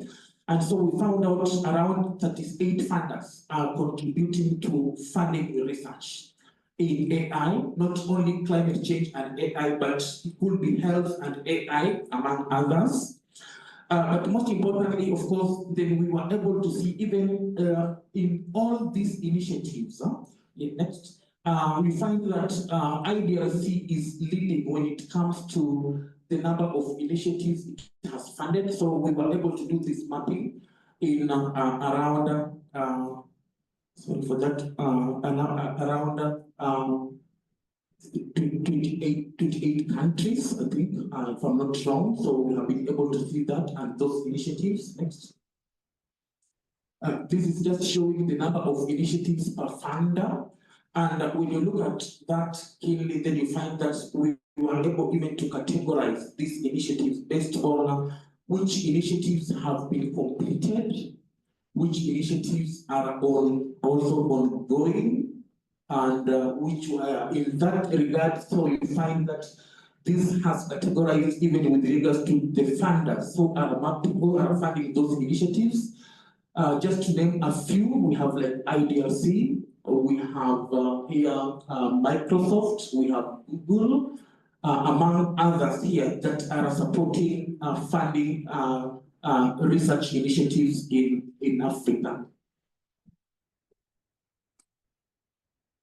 Yeah, these are just number of initiatives per region.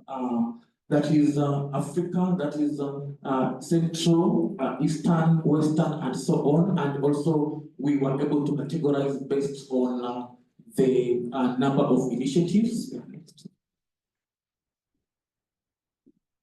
Yeah, this already I've said, but it's categorizing now per country, which initiatives are active, how many of them are complete. Yeah, I think now from there, then, we can now go to the one on capacity. In terms of capacity, we rolled out capacity just to see what is the capacity of researchers when it comes to research in climate change, and also the issue of AI, and in addition to that, the issue of how have universities tried to institutionalize? Do they have a policy in place? Do they have infrastructure? Do they have the human resource part that is contributing to AI research?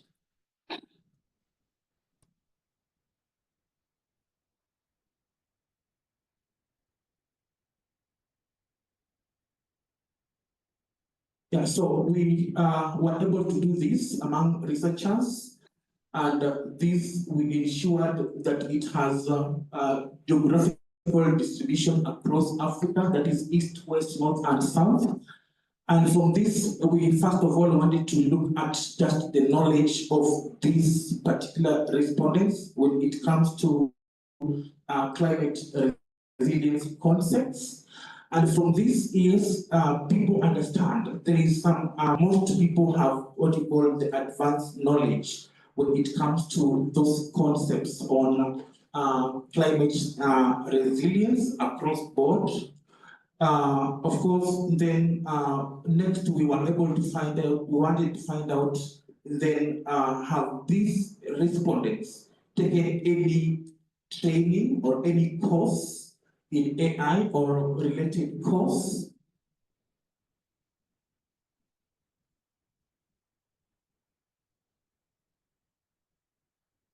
Yeah, so from there, we find that around 70% of these respondents did indicate that they have not been trained or taken any course with regards to AI, but around 30% did admit that they have taken a course within in AI or related. Next. But of those that had taken a course in AI, so we were looking at also the issue of the level of proficiency when it comes to aspects of either machine learning, data analytics, the issue of deep learning, the issue of climate science, and also statistical methods or analysis. So then you find that a number of them have no proficiency when it comes to these particular aspects, data analysis, artificial intelligence, deep learning. And so when you look at it, then these are some of the key findings that are guiding us even then. How do we develop our modules to ensure some of these things are incorporated, and this will be able to build or strengthen the capacity of the fellows? Yeah. Next.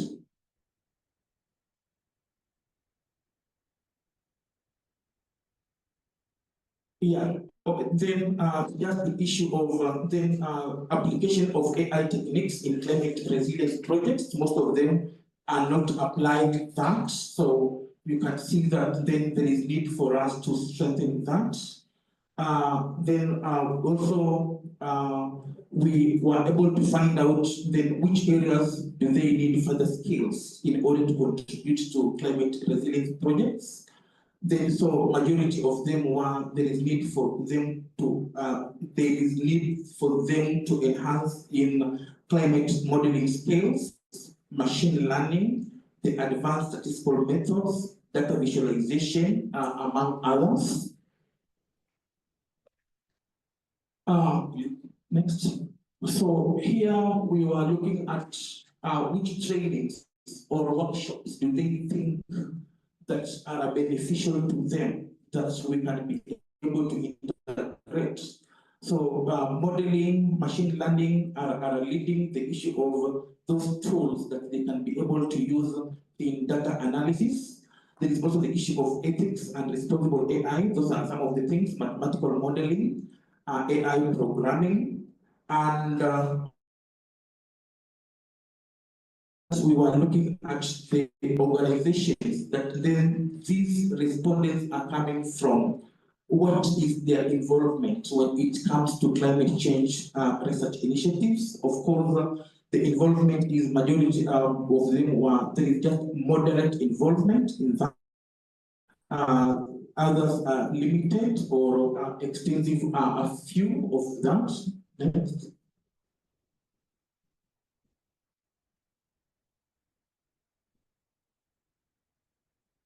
Okay. This is the issue of level of expertise in the organization now when it comes to mathematical modeling, AI, machine learning, data analysis, and climate science, among others. So you can see that when it comes to mathematical modeling, most of them, of course, and AI, most of them have novice. Then a few beginners, and in addition to that, then when you look at institutions that have AI programs, of course, we found that not from the respondents that we were able to map, most of them don't have those particular programs, but a few of them have those programs. But then from those few that have those programs, then you find that we were able to find out whether they have dedicated department or a center focused on AI research and training. Majority of them do not have. Then looking at also the faculty members trained in AI-related disciplines, also you find that we just have a few of them who have been trained in such areas.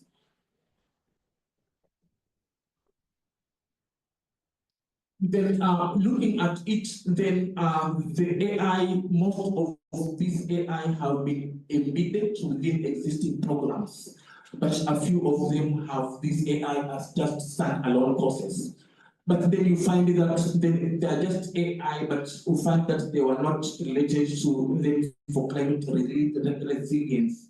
It was just AI courses, but you find that they are general, they are not really addressing the issue of climate resilience. That was the issue of current coverage, curriculum coverage.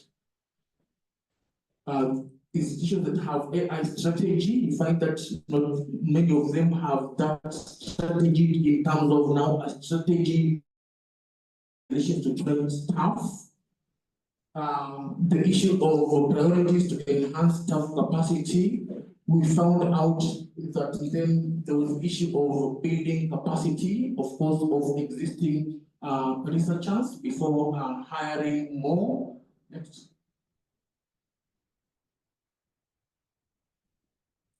The next one.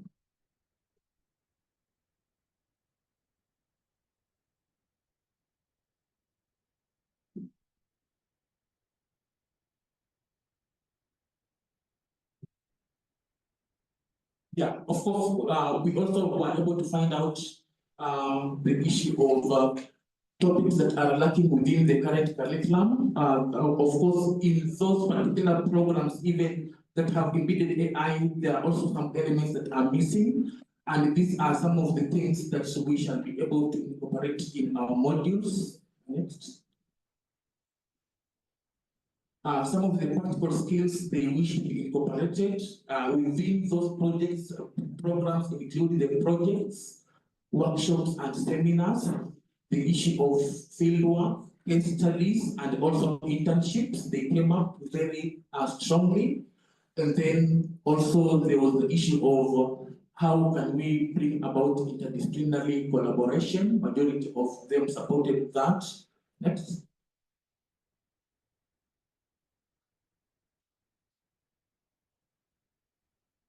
But we were also able to find out that some of the things that they advocated for that can strengthen further the research is the issue of supporting more funding within institutions to enable them to conduct research. The issue also of supporting funding that can enable them now build infrastructure within these institutions. And also the issue of collaboration between those institutions and the private sector that maybe have the resources also came out very strongly. And these are some of the things that we were able to find out from the survey that we were able to do. So from this, then we will have been able to establish that there are a number of initiatives already in Africa that are ongoing that are trying to build AI capacity in Africa. But these initiatives are hampered by a number of challenges. For example, the issue of infrastructure, the issue of data accessibility, the issue of skilled workforce, funding constraints, among others. And that is why there is need to build a partnership to create AI mentorship programs to promote research and innovations, among others. So these are just some of the findings that I've been able to show, but we have quite a lot we have been able to see, to find out from our research. So all these we shall be able to incorporate even in the final report that we do believe we shall be able to share with our stakeholders also. Thank you very much.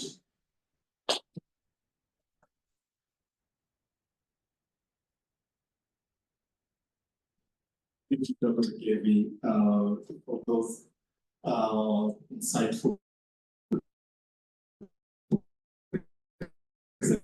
presentations. It's one of them. Let us pick at least 3 quick questions with regards to Dr. Glevi's findings. Yes. Thank you. Thank you. So this is just a comment on mapping out who are the funders of AI in Africa. And I would just like to clarify that AI for D is a big project, obviously, and it is a multi-funder initiative. So between 2020 and 2025, ending now, AI for D was a partnership of CEDA, the Swedish CEDA, and IDRC. And then from the current one, from 2024, April going all the way to 29 is with FCDO. So it's just good to note that. So you can see the footprints of FCDO and CEDA. They're part of AI for D, which is a big problem. But I wanted to find out if you might have identified any domestic investments in AI, particularly when you think about the research funding agencies like National Research Fund. So there are a number of countries have them. Collectively, they're called science granting councils. Do they make investment in AI work as of now? Did you find that? Thank you.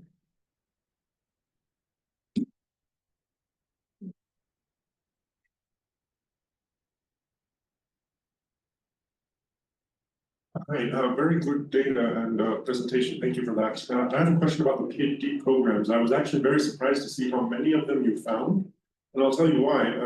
I used to work with IBM, and one of the senior research scientists there, an AI researcher, in the Kenya IBM research office, was telling me that they've tried many times and they've tried very hard to identify people with very deep PhD level and beyond AI programming skills, and they just couldn't, and that's why they had to bring in people from outside of the continent. So I wonder, like, how does that match with having 150 or 60 programs across the continent? Maybe people are finishing and then going off where their skills are better paid. I don't know, like, what, have you looked into where do the graduates of those PhD programs end up and what is their impact on the continent? Thank you for that question.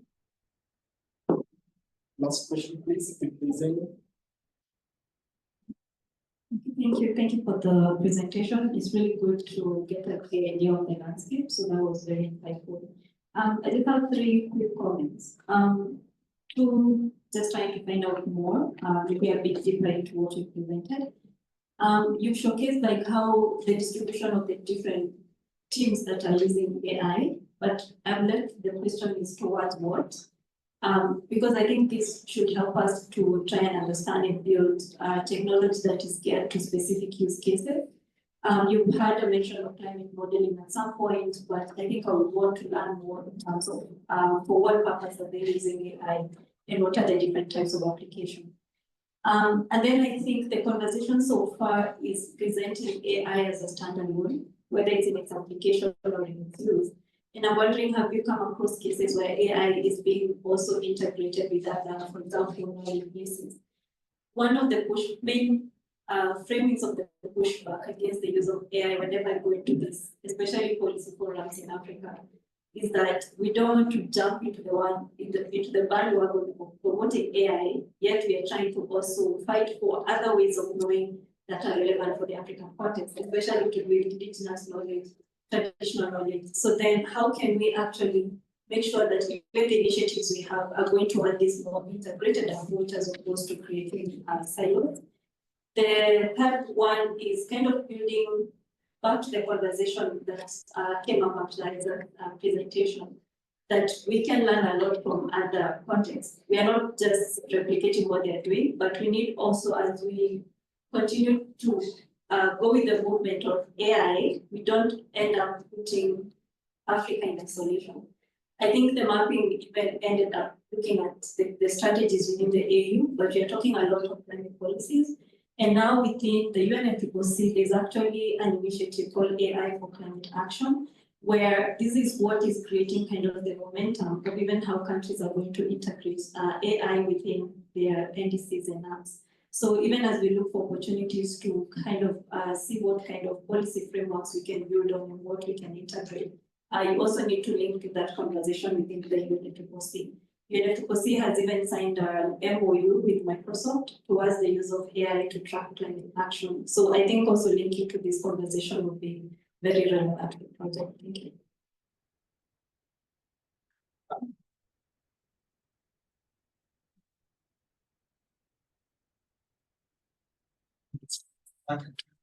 These are comments about make about the challenges you have in where you find you have a long hanging fruits, mean that you have 20% of population, the young people.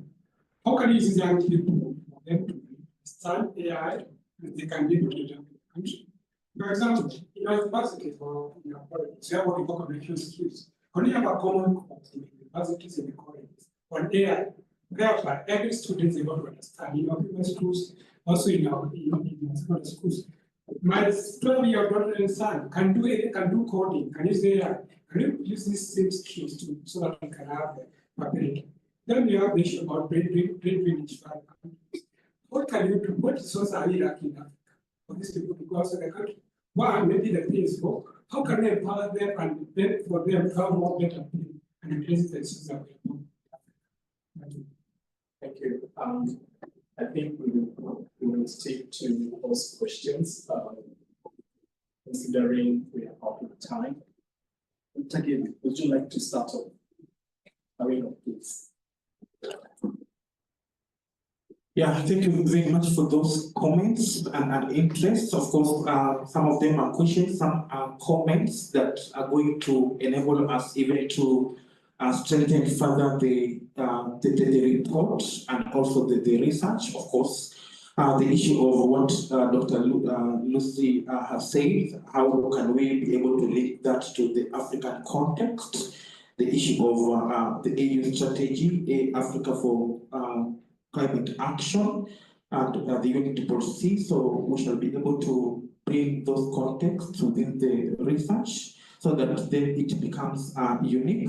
The issue of the science granting councils, a few have begun funding the issue of research in AI. So we shall be able to also, I didn't project that or what they have been able to do, but we shall be able to incorporate that in the final report.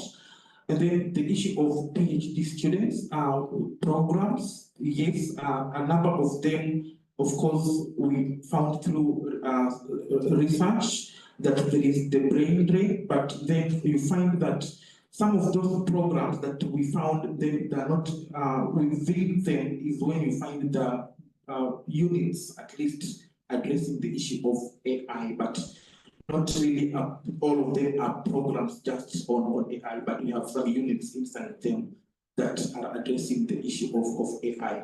Yeah. So even as we move forward with this, then we really are looking at the how do we ensure that even as we incorporate the AIs even within the existing, for example, curricula, then how are they going to contribute to addressing the issue of climate change? Yeah, and you find that it's not only climate change, some of the initiatives, of course, could be health or all other things. But then, of course, that's why we are saying that climate change is affecting also other sectors. So these are all that we are going to be able to consider moving forward. Yeah, maybe I'll give Prof also to say something. Now you've said it all. I just wanted to throw a question back to the audience, and that relates to the last point about mainstreaming AI in our education system. I want to throw this question to you. Do you think ethically at this particular point, because what we will be doing with this program also will be to make some recommendations around how AI capacity building can be made much more effective. Ethically thinking, do you think we should, in Kenya or in Africa, mainstream AI training in our education system, primary, now in Kenya we have the junior, secondary, and all that. What are your thoughts on that? Any idea around that? Maybe I take it to the person who asked me, okay, it's done. Then I'll come to you. For me, it's a yes. We need to integrate it with our current education curriculum, because whatever you're going to get, the background, your background forms the basis of what you're going to interpret things in the future, how you're going to change with the changing with the technological advancement. Everything is going to change, and how we're going to adapt to the future trends. Meaning we need to have a background of business from school. So that's my idea.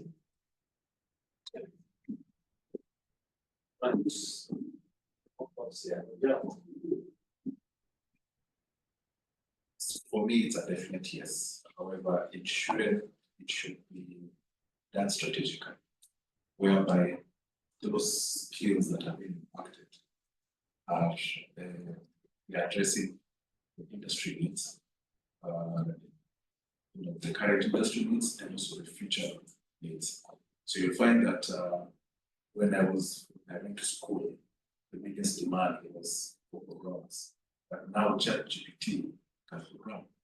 So what we did now is AI, architects, solution designers. So we need now that skill to be impacted, so that we can have AI solutions that address our context, but also responsible AI solutions. Thank you. I would really like to hear the other side of it. What are the risks of AI killing our own innovations within the education system, depending on how it's utilized?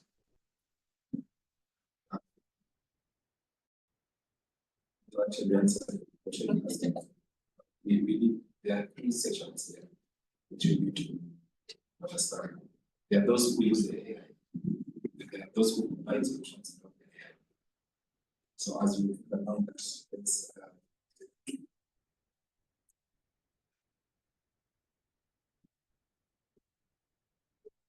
there was everything. This AI, in terms of reading culture, we stopped reading, and everybody just goes to get the information. So what culture we build, if we introduce that early on to our children, because my son can go and do his homework, AI. Has he really figured out what things are at the university right now? When I give assignments, I don't know whether I should do those assignments anymore. Because the students have all the answers and they are all correct. I ask them, why am I giving you assignments? Because you're doing the chat and all that. So we have to think differently how we are going to teach our students. But most important, yes, we can introduce it at a younger stage, but we have to be very careful. Are we killing innovation by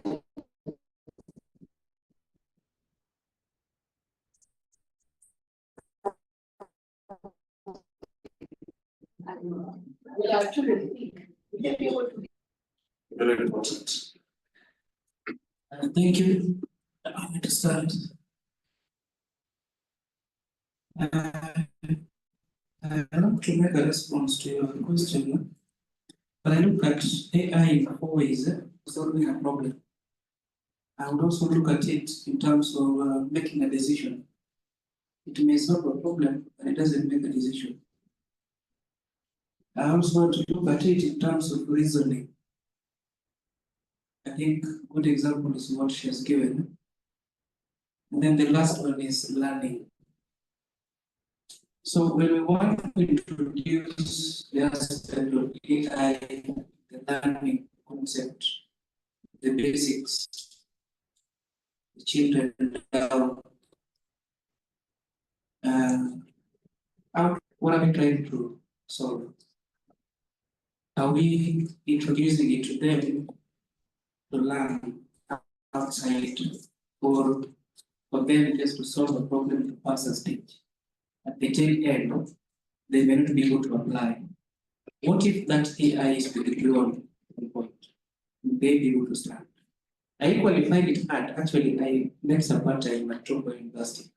And the same question you pose is also what we also face. Now, when we want to subject this AI or integrate it in the course, in the learning process, whether in the project, daily lives, the other underlying question that I thought would have raised is the issue of culture. In fact, I asked the lady, how comes Arim is giving an African to talk about AI in African context? Sorry, I am not being biased, but I got you right from ICANN. The question of culture. Is AI going to roll our culture? I haven't heard of it till now. So I will look at it in those 4 phases. If we're introducing it, if we're integrating it, if we want to bring it up, and what are we trying to solve? Why is the question that we're trying to have a solution to? Thank you.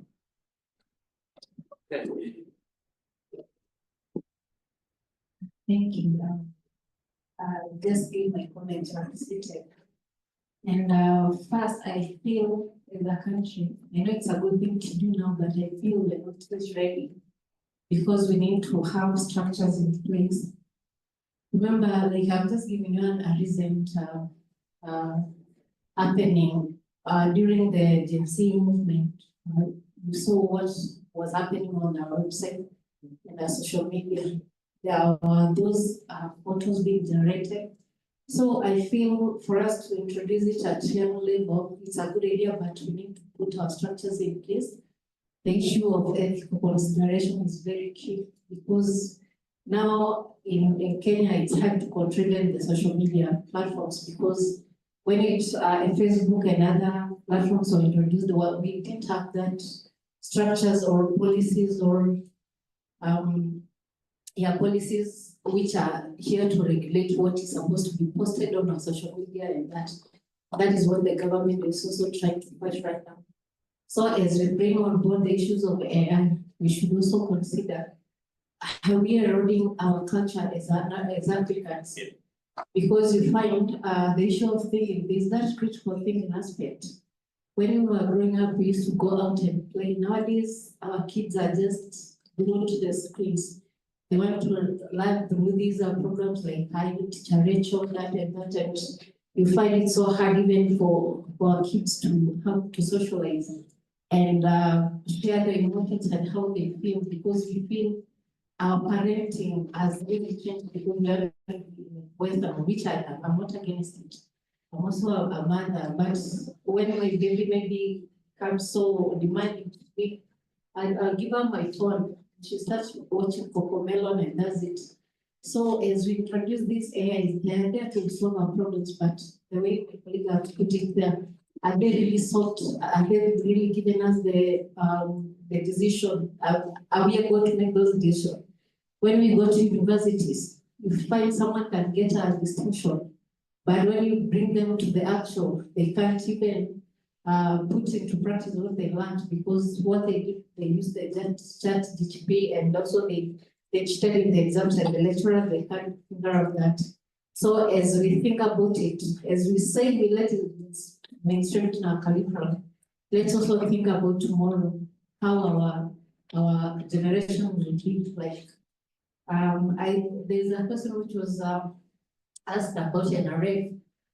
I just want to share that in NRF we have a way of funding research, and I have a colleague from NACOST. So NACOST is the one which gives us the priority areas we really need to fund, because we don't get funding sometimes from the government, others we get from our development partners.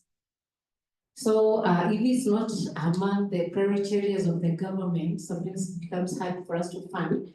But we normally have strategic calls where we roll out. If there's something which was not foreseen and happened, for example, like the issue of COVID, we normally roll out those strategic calls to make sure that we respond to what is happening, and which is something which is of national security. So right now as NRF, we normally have our funding guidelines, and we are developing our AI policy first, which will also be streamlining our funding guidelines, so that as we roll out these, we have a guideline, a policy which will guide how the course will be done, and all the processes of review and everything. And also the issue of IP. As we think of AI, let's think of intellectual property rights, because as a researcher, you can be funded, and all that, if you don't patent your work at initial stage, it should be taken away from you. I'm not against Western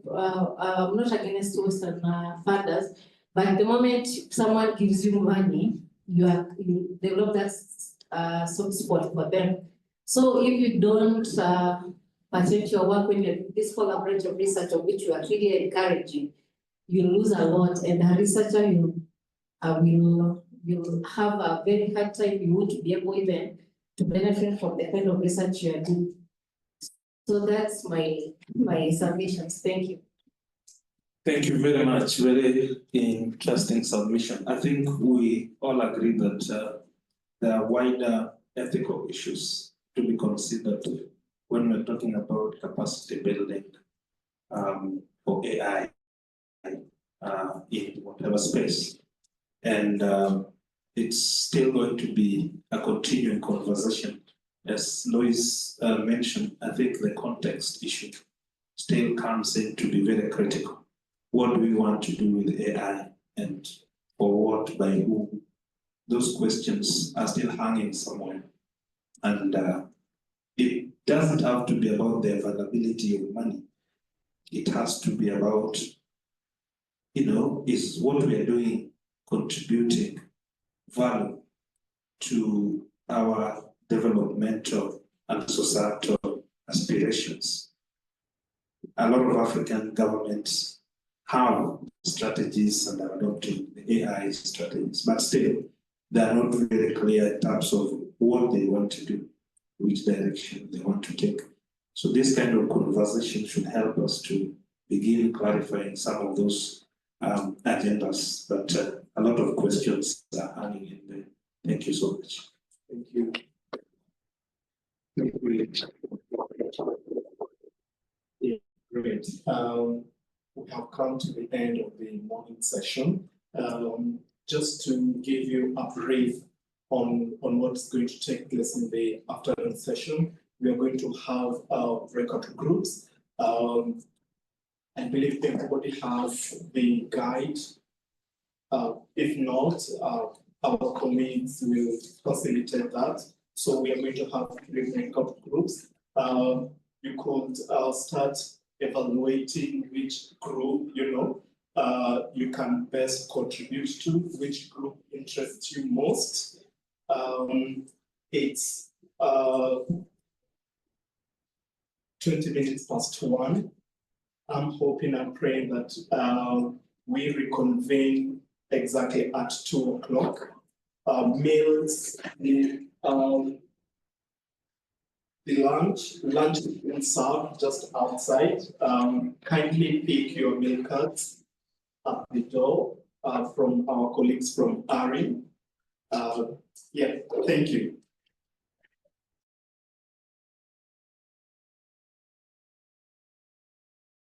We are going to comment the plenary session. Group B will start us off. They were doing a discussion on private sector and tech companies and what are their roles in the AI space. Yeah, who will be taking up. Oh, great.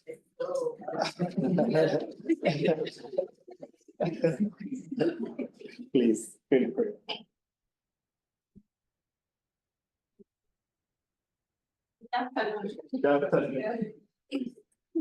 Right. So, our question was question 2.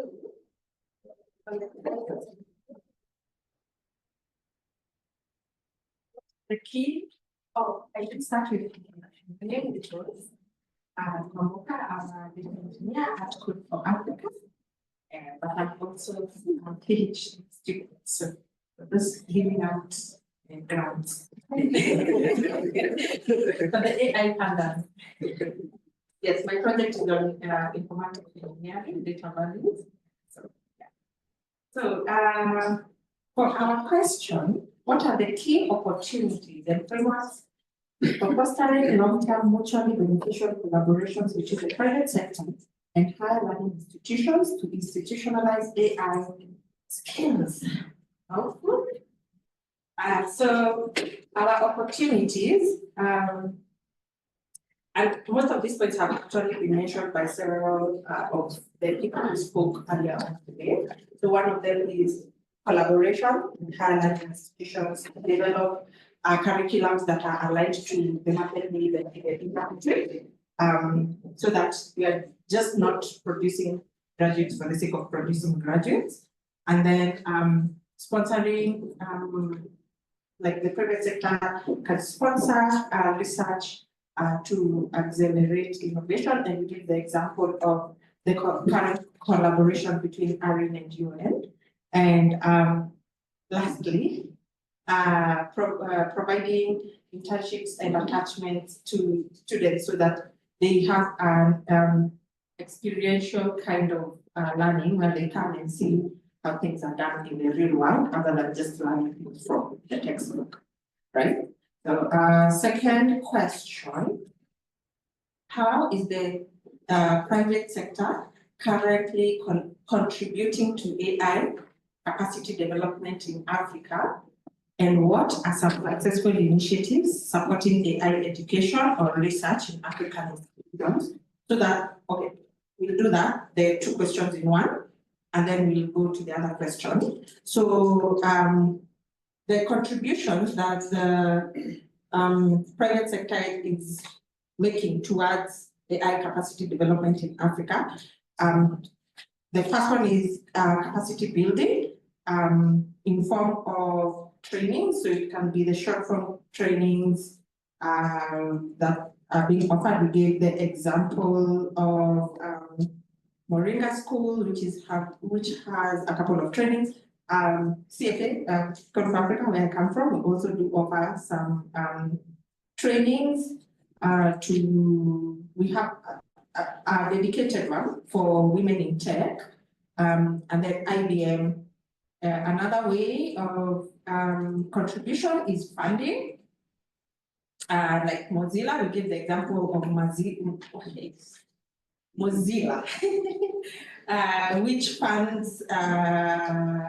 which funds higher learning institutions to review the curriculum, making sure they are adaptable and realigned to emerging technologies in the market.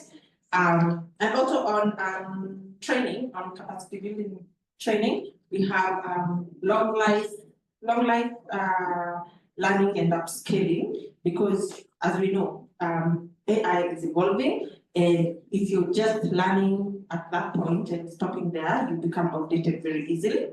And then another contribution is funding for infrastructure development. A very good example is the Safaricom iLab that has been created in Stratford. Yay! I wrote GIZ here, I don't know why. Yeah, and Microsoft Africa Research Institute.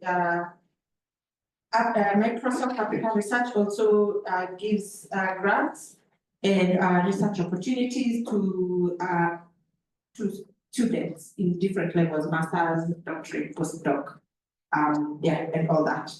So the third question: what challenges do private companies face when partnering with higher learning institutions? That's the first part of the question. And how can the current project address these challenges? Of course, being in Africa, the challenges are more than the opportunities. So we'll start with, there is one of the biggest challenges, training and dumping. So we train, people graduate, 600 people are graduating, they have no jobs. So yeah, there is, of course, the issue of funding. There's the issue of capacity, lack of students. So there's the issue of training and dumping, but also there's the issue of when these companies put out a call for applications for people to apply for grant, they are not getting the people of the caliber that they desire. If you remember earlier today, Dr.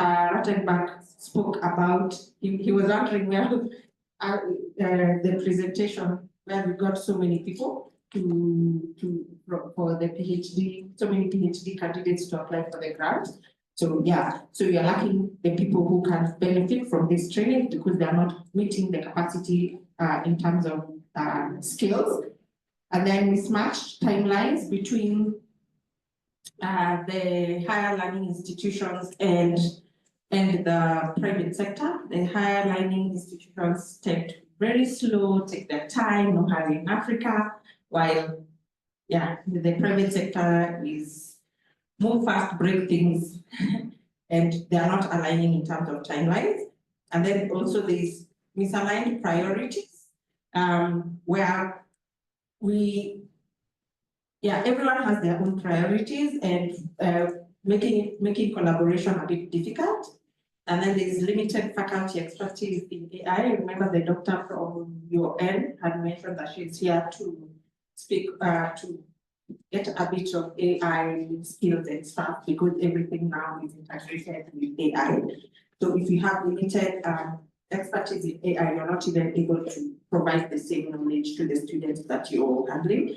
And then the biggest problem in Africa, which is data accessibility and quality. Remember the example we were given about if you want to do the Jacaranda Health example, if your model wants to analyze the word bondo, to translate the word bondo, they don't know what it's translating, or it's not translating well because we don't have that data, and we know all our models are trained on data.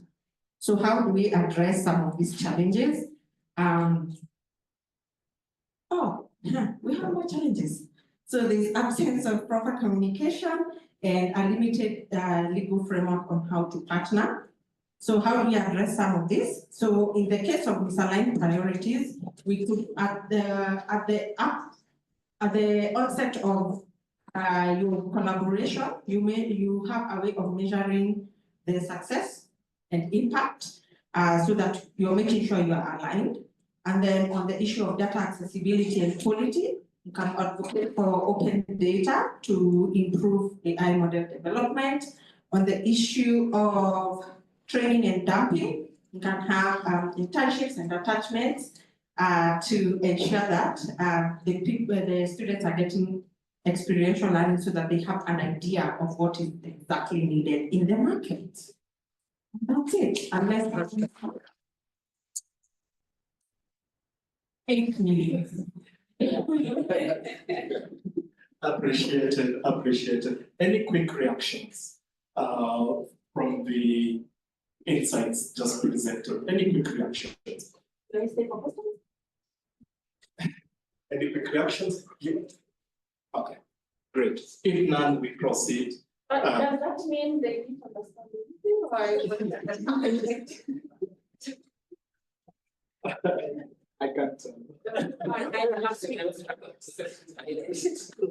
Appreciate that.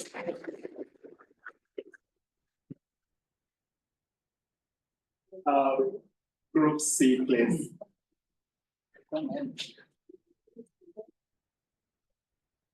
Thank you.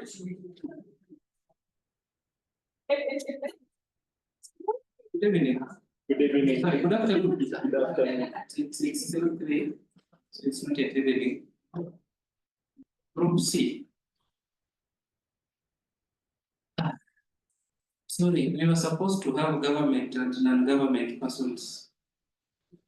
We realized that the convening here didn't have a government officer. So we decided to do the work of the government agencies. Right? Group C question was basically government and supporting agencies. So those who found themselves on the table are just supporting agencies. The role of government and other supporting agencies in supporting policy development and application. 2 things. 1, policy development, and 2, application. We had a lot of responses. You might sit here until tomorrow.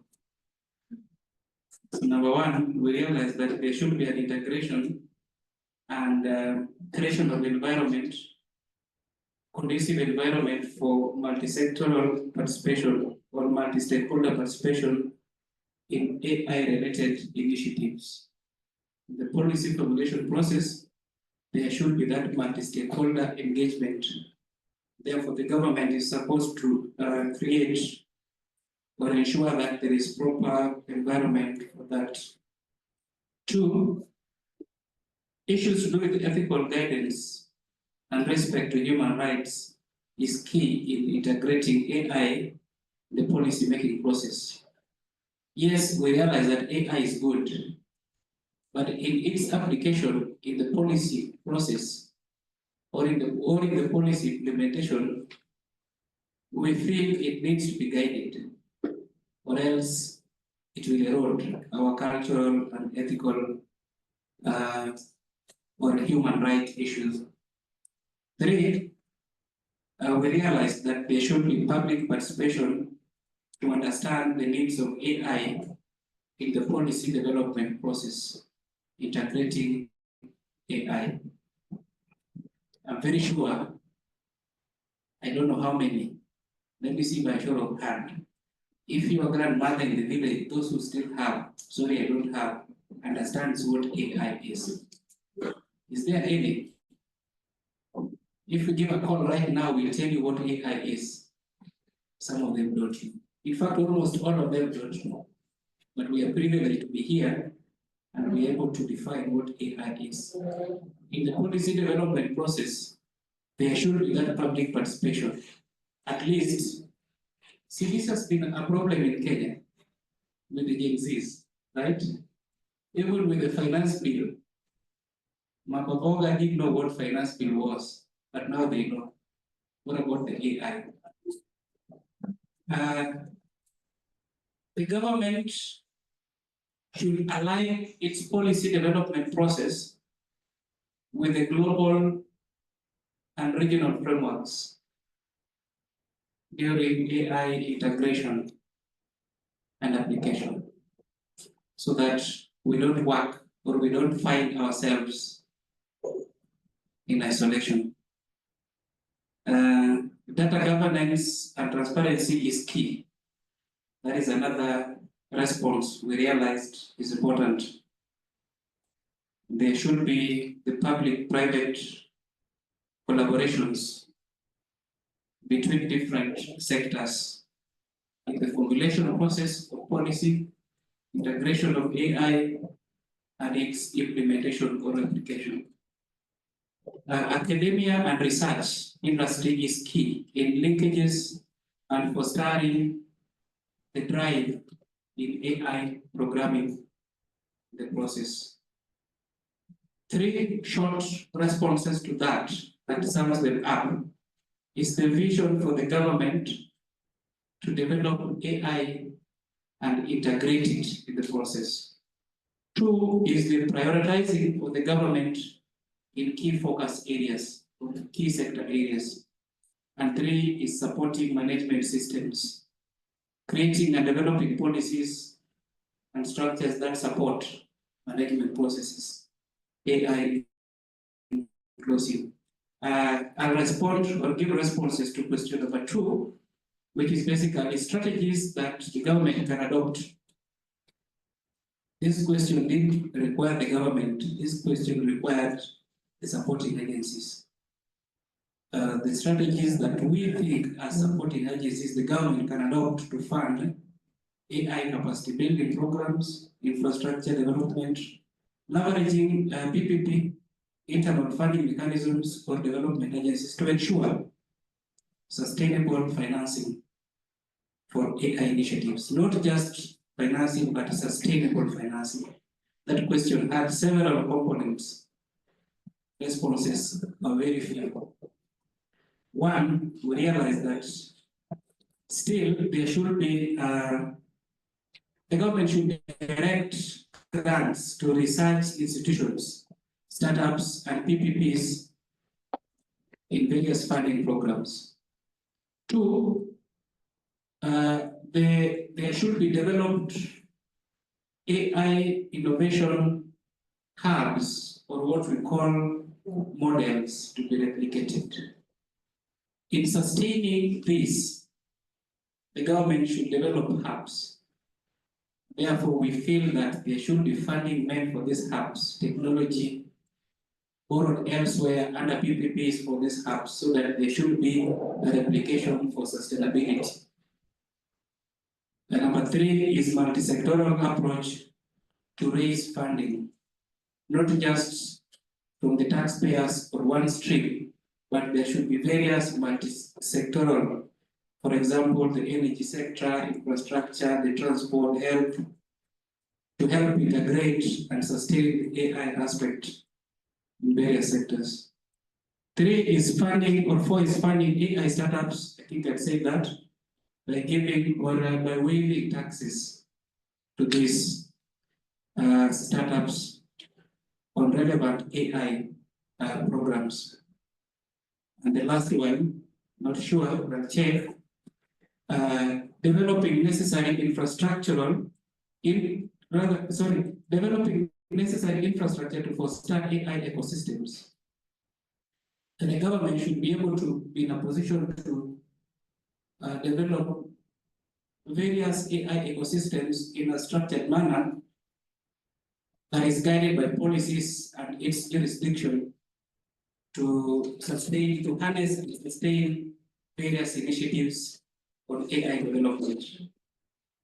Those ones were our responses and our findings. You had the questions, you had the question paper. Let me ask if you had any response or question to that. 3. The house has gone silent. Thank you very much.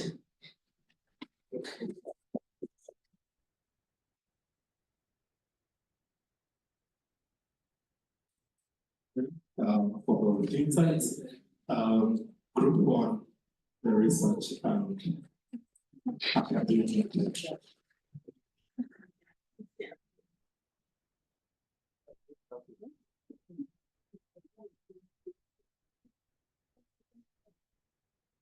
Why are they clapping?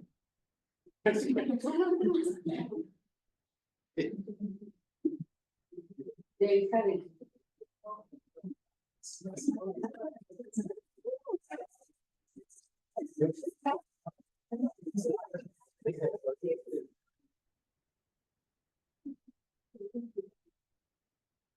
But you put a slide.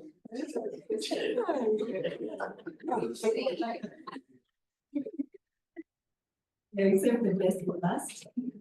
And this group decided to apply what we've been learning using AI to improve the beauty of our presentation.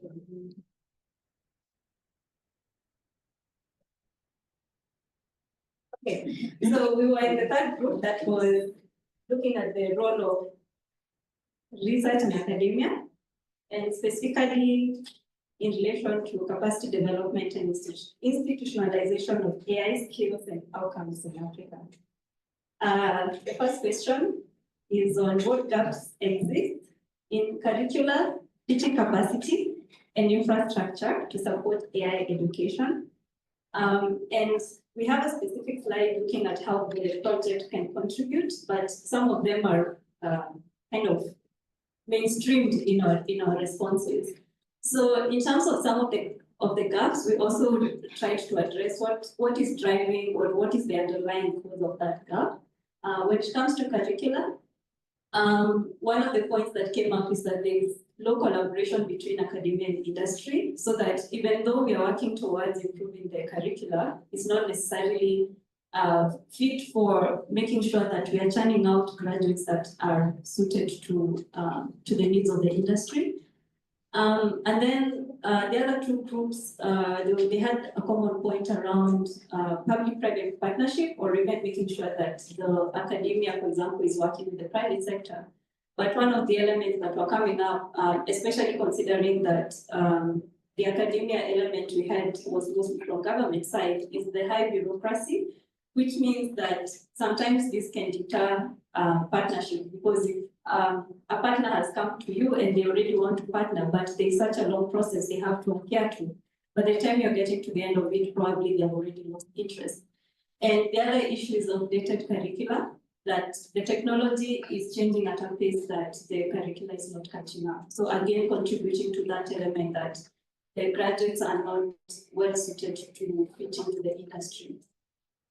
In terms of the teaching capacity, there is low AI awareness, and this is not just towards the faculty that is in charge of AI, but generally across the university or the research field. Because then you would find if more people are aware, not only just looking at the AI courses, but others will be able to highlight the role of AI, even in courses that are not specifically about AI. And the main issue is just that awareness of what exactly is AI and what can it do. I think we had very interesting conversations just before lunch where people are being asked, should we introduce AI? And clearly there was this sentiments around that AI is actually eroding our African culture. Yet for the younger generation, especially the ones who are at our table, they see it as a tool to improve efficiency. Like we're able to come up with slides within 5 minutes, you know. Then there's that mismatch between the understanding of what AI is and what it can do between the learners and the teachers, meaning that we are not even reading from the same page. And then sort of misconception of what is the end goal of the learning. So even if you're integrating AI into curricula, do the students have a common understanding? Is it just to get a certification vis-a-vis getting the skills they require to actually get to apply in the field when actually hands-on application?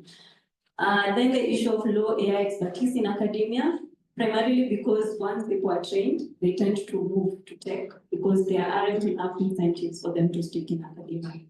And finally, the gap with regard to infrastructure is that it's outdated. Some of the computers, they don't have the most recent programs, or it's actually broken down. And while one of the causes that was coming up here was the issue of financing, it's not that there isn't financing at all. It's the issue of misprioritization. So the priorities are not really well aligned to make sure that we have the resources we need to enhance AI. On some of the solutions, so the question was, so some of the solutions towards these gaps and also how the current project can contribute to bridging the capacity gaps. So one of the aspects that we thought this project could do, which I think from reading and also what was presented earlier today, is to be able to facilitate the co-development of curricula with industry. So this, and this is involved because we think the project is already well placed to do that and they plan to do it, so that it's not just working with the university to develop the curricula, but actually they need to broker that engagement for the curricula to be designed in a way that is also aligned with the needs of the industry. Then proper capacity needs assessment, and this is where we would aim to actually try and understand what Africa needs, so that we're not just going with this kind of blanket solution, assuming AI to be panacea, but we're actually going into it to identify specific use cases and specific needs that can be addressed realistically within the scope and time frame of the project. Then there's an element of South-South learning. So this is where within the African continent, we saw there are some countries that are already pioneering, whether it's even rolling out graduate courses. So how can, for example, Kenya learn from the top 5 countries? I think it was Zimbabwe, South Africa, and Egypt. So how can we actually facilitate this South-South learning so that we are not always looking out to go to US or China to learn how to roll out AI? And then with regard to financing, there was emphasis on mobilizing resources internally so that we are also able to set our own agenda. I think a lot of finance at the moment is coming from international sources. So we need to look at how can we leverage resources that are available within our country. Capacity building and has several elements to it. So one of them is towards the lecturers, so those who are supposed to be delivering the curricula. So that it's not just geared towards making sure we have people who can attend the courses, but it's also people who can be able to deliver. And this should ideally be contributing to a shift in mindset so that people have a better understanding of what AI is and what it can do. And then training, of course, which is a bit more long-term in terms of people understanding and having the skills. And then this should come with a framing that, or should be delivered in a way that it's actually encouraging people as they complete the curriculum. They are also well equipped to develop contextualized technological solutions. I think our education system is geared more towards going into absorb, but we need to go into then learn how to apply the skills that we're learning. And then finally is to identify and facilitate access to opportunities for application of AI skills. So this can be through mentorship and so forth. Next slide. Then the last question we had was how can collaborations with international organizations, tech companies and governments help close the skill gaps and to promote equitable access to AI knowledge and technology across institutions, and of course how the current project can help enhance collaborations. So on the side of the government, I think this has been said before in terms of prioritizing and allocating domestic funding towards AI development as a field. And then to fast track the establishment of appropriate institutional frameworks, the issue of guidelines, whether it's the issue of policy to safeguard the use of AI, and then the issue of political goodwill. So, because even if we manage to mobilize bottom up, if we don't have that political goodwill, that as a country, whether we're talking about Kenya, there's already support in terms of there being their willingness to actually continue promoting and identifying opportunities to leverage AI. Then an important role of government is in establishing infrastructure, for example, putting internet infrastructure and then computers. There was an attempt towards this when there was the introduction of laptops in primary schools. We don't know how far that managed to keep running. And then to also facilitate PPPs. For the tech companies, capacity building is one of the main roles that they can play. And this can be in having events that continue to reinforce the skills in AI and then to also make sure that there's that kind of community of practice. This can be through hackathons, but then they can also offer specialized certifications. Of course, offering employment opportunities and providing affordable tech solutions. For international organizations, we have a few examples there, but this can help to broker collaborations. For example, I think IDRC has been one of the key partners that has been mentioned today. But then I wanted also to champion CJR, which is one of the biggest consortium doing research in agriculture. And here, I think this can be one of the main partners that can help actually to identify use cases for AI technologies and then be able to connect those use cases with people who are already developing tech solutions, and then of course providing funding. I think that's the end, right?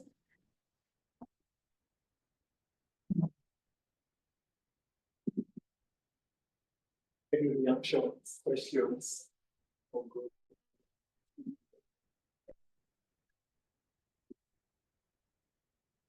Thank you for that presentation. My question to the group.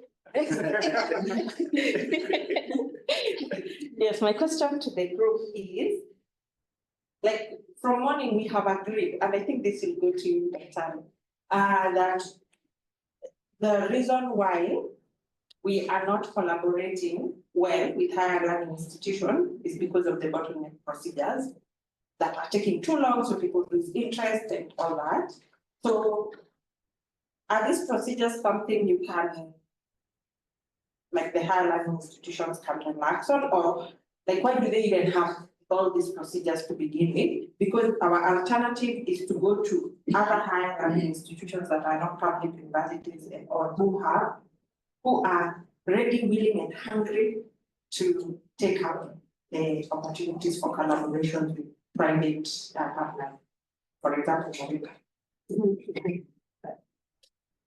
I will ask Professor Mwango to assist me. Yeah, because you will understand more on procedure. the procedures. Okay. Yeah, women mwalimu. Oh, yes, and maybe just a comment. When you say like there's no incentive for people to be in academia, I think the biggest issue in academia is how slow academia is.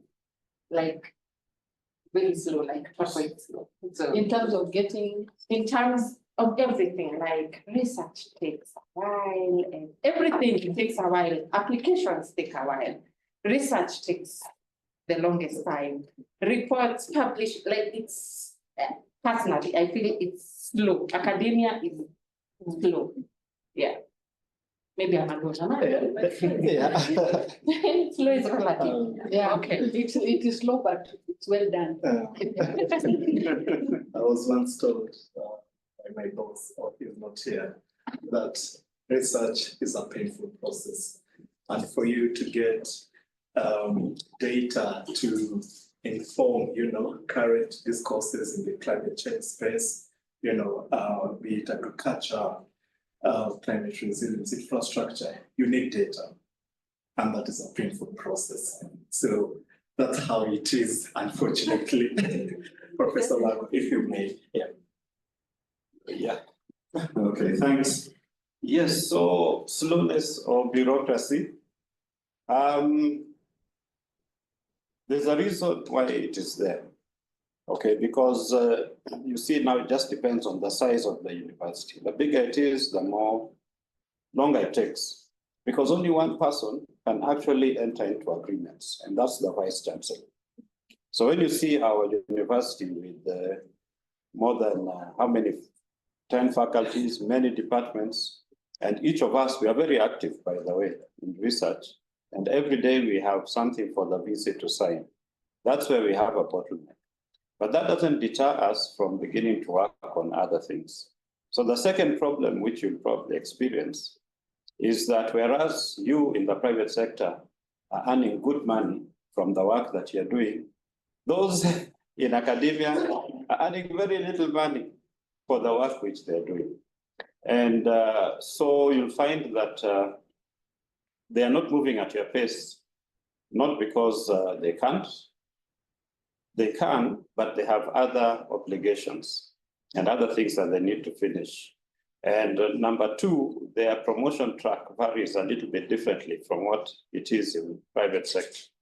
So with that, they have to pay attention to the elements that also help them to promote and move forward. So what it means is that while you are thinking that they're available for you 24/7, it's more like 2/24, maybe 2 hours in a day or 1 hour in a day. And what I would suggest that private sector can do is to bring in the young people, because we lack the researchers because we can't pay them, but they're hanging around there. Many good guys, masters, they're doing their masters, or others have just finished undergraduate and they are free at least for 6 months. Help us to build that group and things will come out much faster. Thank you. Yeah, thank you for all those insights. We are at the very tail end of this Inception workshop, and yes, Professor Lago will be offering us the closing remarks. Kindly, if you may.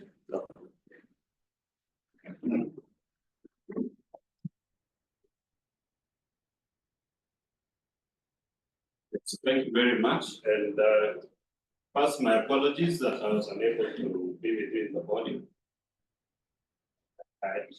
We had oral exams. That takes a long time, the whole day actually.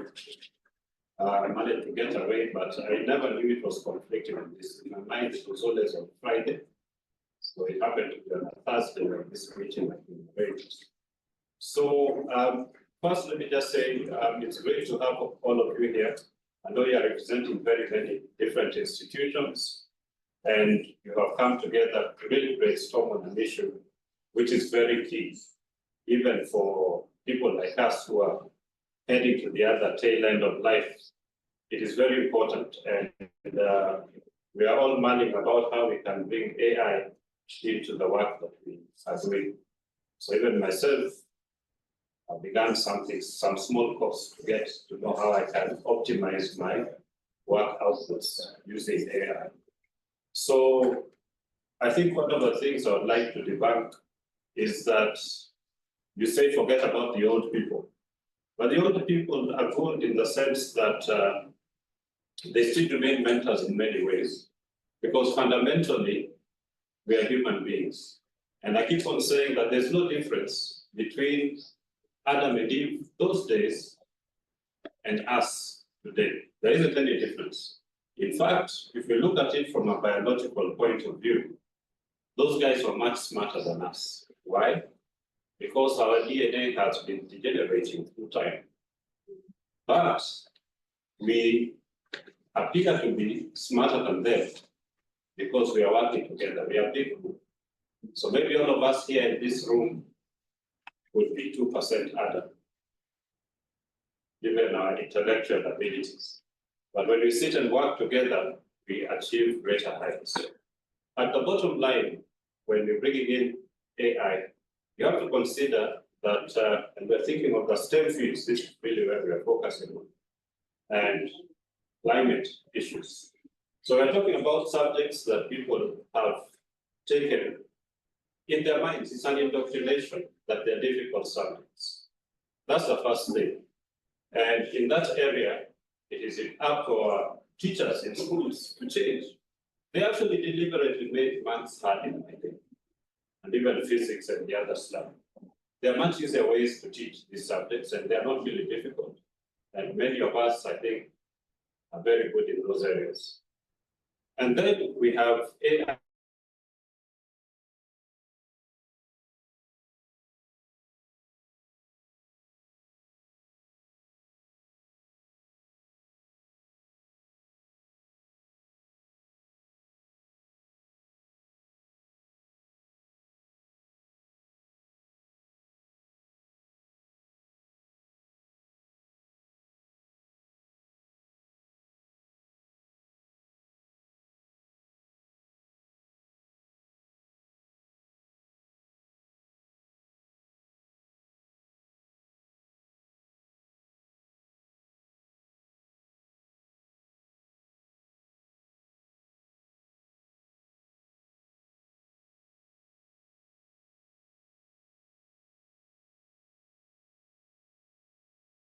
some particular risks that we may be exposed to in the future, have to think innovatively and learn along the way. So as we are doing this, we bring in that combination of the powerful players coming in from these fields. We integrate the knowledge that we have from all of those. We innovate where innovation opens up space for us to be able to come up with proper practical solutions to our problems and solutions which will last. And I think that's one of the most important things. And those of us sitting here in this room are part of that solution. I think the other thing that maybe we need to push for as we push for the use of AI in various spheres is how we handle the innovation space. You know, there are so many good ideas out there, but just the cost of even registering your patents is too high for any African. Even for me, if I had a good intention, it would be too high. I don't see why it can't cost us 100 bob. You have a good idea, 100 bob, develop it within a year. If you can't, it's sold. That is what would work. So, you know, as Africans, let us also not follow the path of the West. So I like that idea when some group mentioned about South-South collaboration. I've always felt that we don't need to follow the pathways of the left, of the West, even the left, like Trump, or the rightists, or left, whatever. We, as Africans, can develop our own solutions and in our own way. Okay. So I know even from my own point of view, from academia, that we have people who may do things which the normal academic world would view them as unorthodox. They are not tested. They're not saying that the outputs are wrong. They're saying they're not conventional. There's no validation or verification and all those kind of funny words. But here, we understand each other better, and we have a different way of looking at things. So I encourage us that even as we think of novel ways of doing things, using AI and integrating that with our STEM backgrounds and solve the problems of climate, that we should be able to think outside the box and come up with very, very new solutions that will also leapfrog us up from the bottom rung of the ladder where we are today to the top. So we can do it. China has done their thing very quietly, but you can see where they are when you go and visit China in the shops. And that mindset that the only countries that are doing very well are in the West becomes something else. So I think that we want to focus a lot on Africa. You have given us a lot of good inputs, which we are going to put into play. We encourage again a lot more interaction between the organizations in the private sector, with government, with academia, and we need really to form networks, partnerships, which will come together to deal with specific issues. So hopefully, as we go along this particular project, at the end of the day, we will have been able to set up a platform that will really serve our people here in Africa, that we will have our young researchers, the early career researchers, as we call them, really using AI to help with the research, to have this institutionalized, as has been said. I don't think any lecturers are averse to actually getting onto computers. It might just because, oh, maybe you're having failing eyesight, but then there are those computers that are now enabled for people who are blind and others. So people can still work. And then, of course, from this particular group, we expect to have that critical mass, or actually beyond critical, that huge mass of scientists within the continent who probably as many as the engineers that we have in China. You know, China produces like 30,000 minimum engineers a year. That's why they're able to do a lot of those crazy things that they're doing now. So even for us, we can build that critical mass that will really transform our landscape, but not only within the region, but we have a global impact. So that global impact is what we are calling with you guys to focus on. I can't say anything beyond the global impact because I don't know whether there are people on Mars or Jupiter or on the other planets in our solar system. But if we look at what we have and the world that we are living in, we expect that you will push us to the top. So let's aim for that. And thank you very much.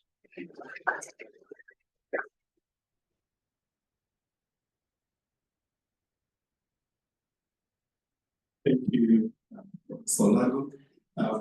At this juncture, I will kindly welcome ARIN's Executive Director, just to offer our heartfelt gratitude to our partners.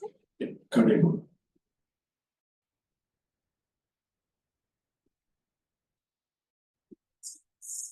Yeah,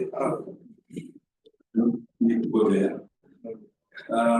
Just to build on what Prof has said, I think this is a conversation to be continued, and it has to be continued with a particular vision that we want to profile Africa's voices in terms of what works for us. And we want this debate around AI to be shaped by us in terms of what we want to see. There are many discussions that have gone on here. Issues of ethics have arisen. Issues of context have arisen. Issues of solutions that we expect from AI have been also castigated in some way. So I want to say that there are many questions that are still hanging, and we need to continue working on this. On behalf of ARI and of course, University of Nairobi, Professor, and all our partners, the ADRC, which is supporting this study, I want to once again say thank you so much for your time. I know it's not very easy with the rainy season to have people spend their time the whole day to discuss these issues in person. So we thank you so much, and we really hope that it was worthwhile your time. And we really also hope that you have seen an opportunity and a niche to work with us, collaborate with us towards some of the aspirations that have been highlighted. We will continue the conversation. I think in the work plan you saw that we'll be having some online engagements. So we do invite you to join the community, and we do hope that we will be able to find a space for you in this process. Those who are doing their PhDs, studying, please look out for the fellowship and the small grants. We really want to support you to be able to contribute to this agenda. So asante sana. May God bless you until we connect again next month. All right, thank you so much.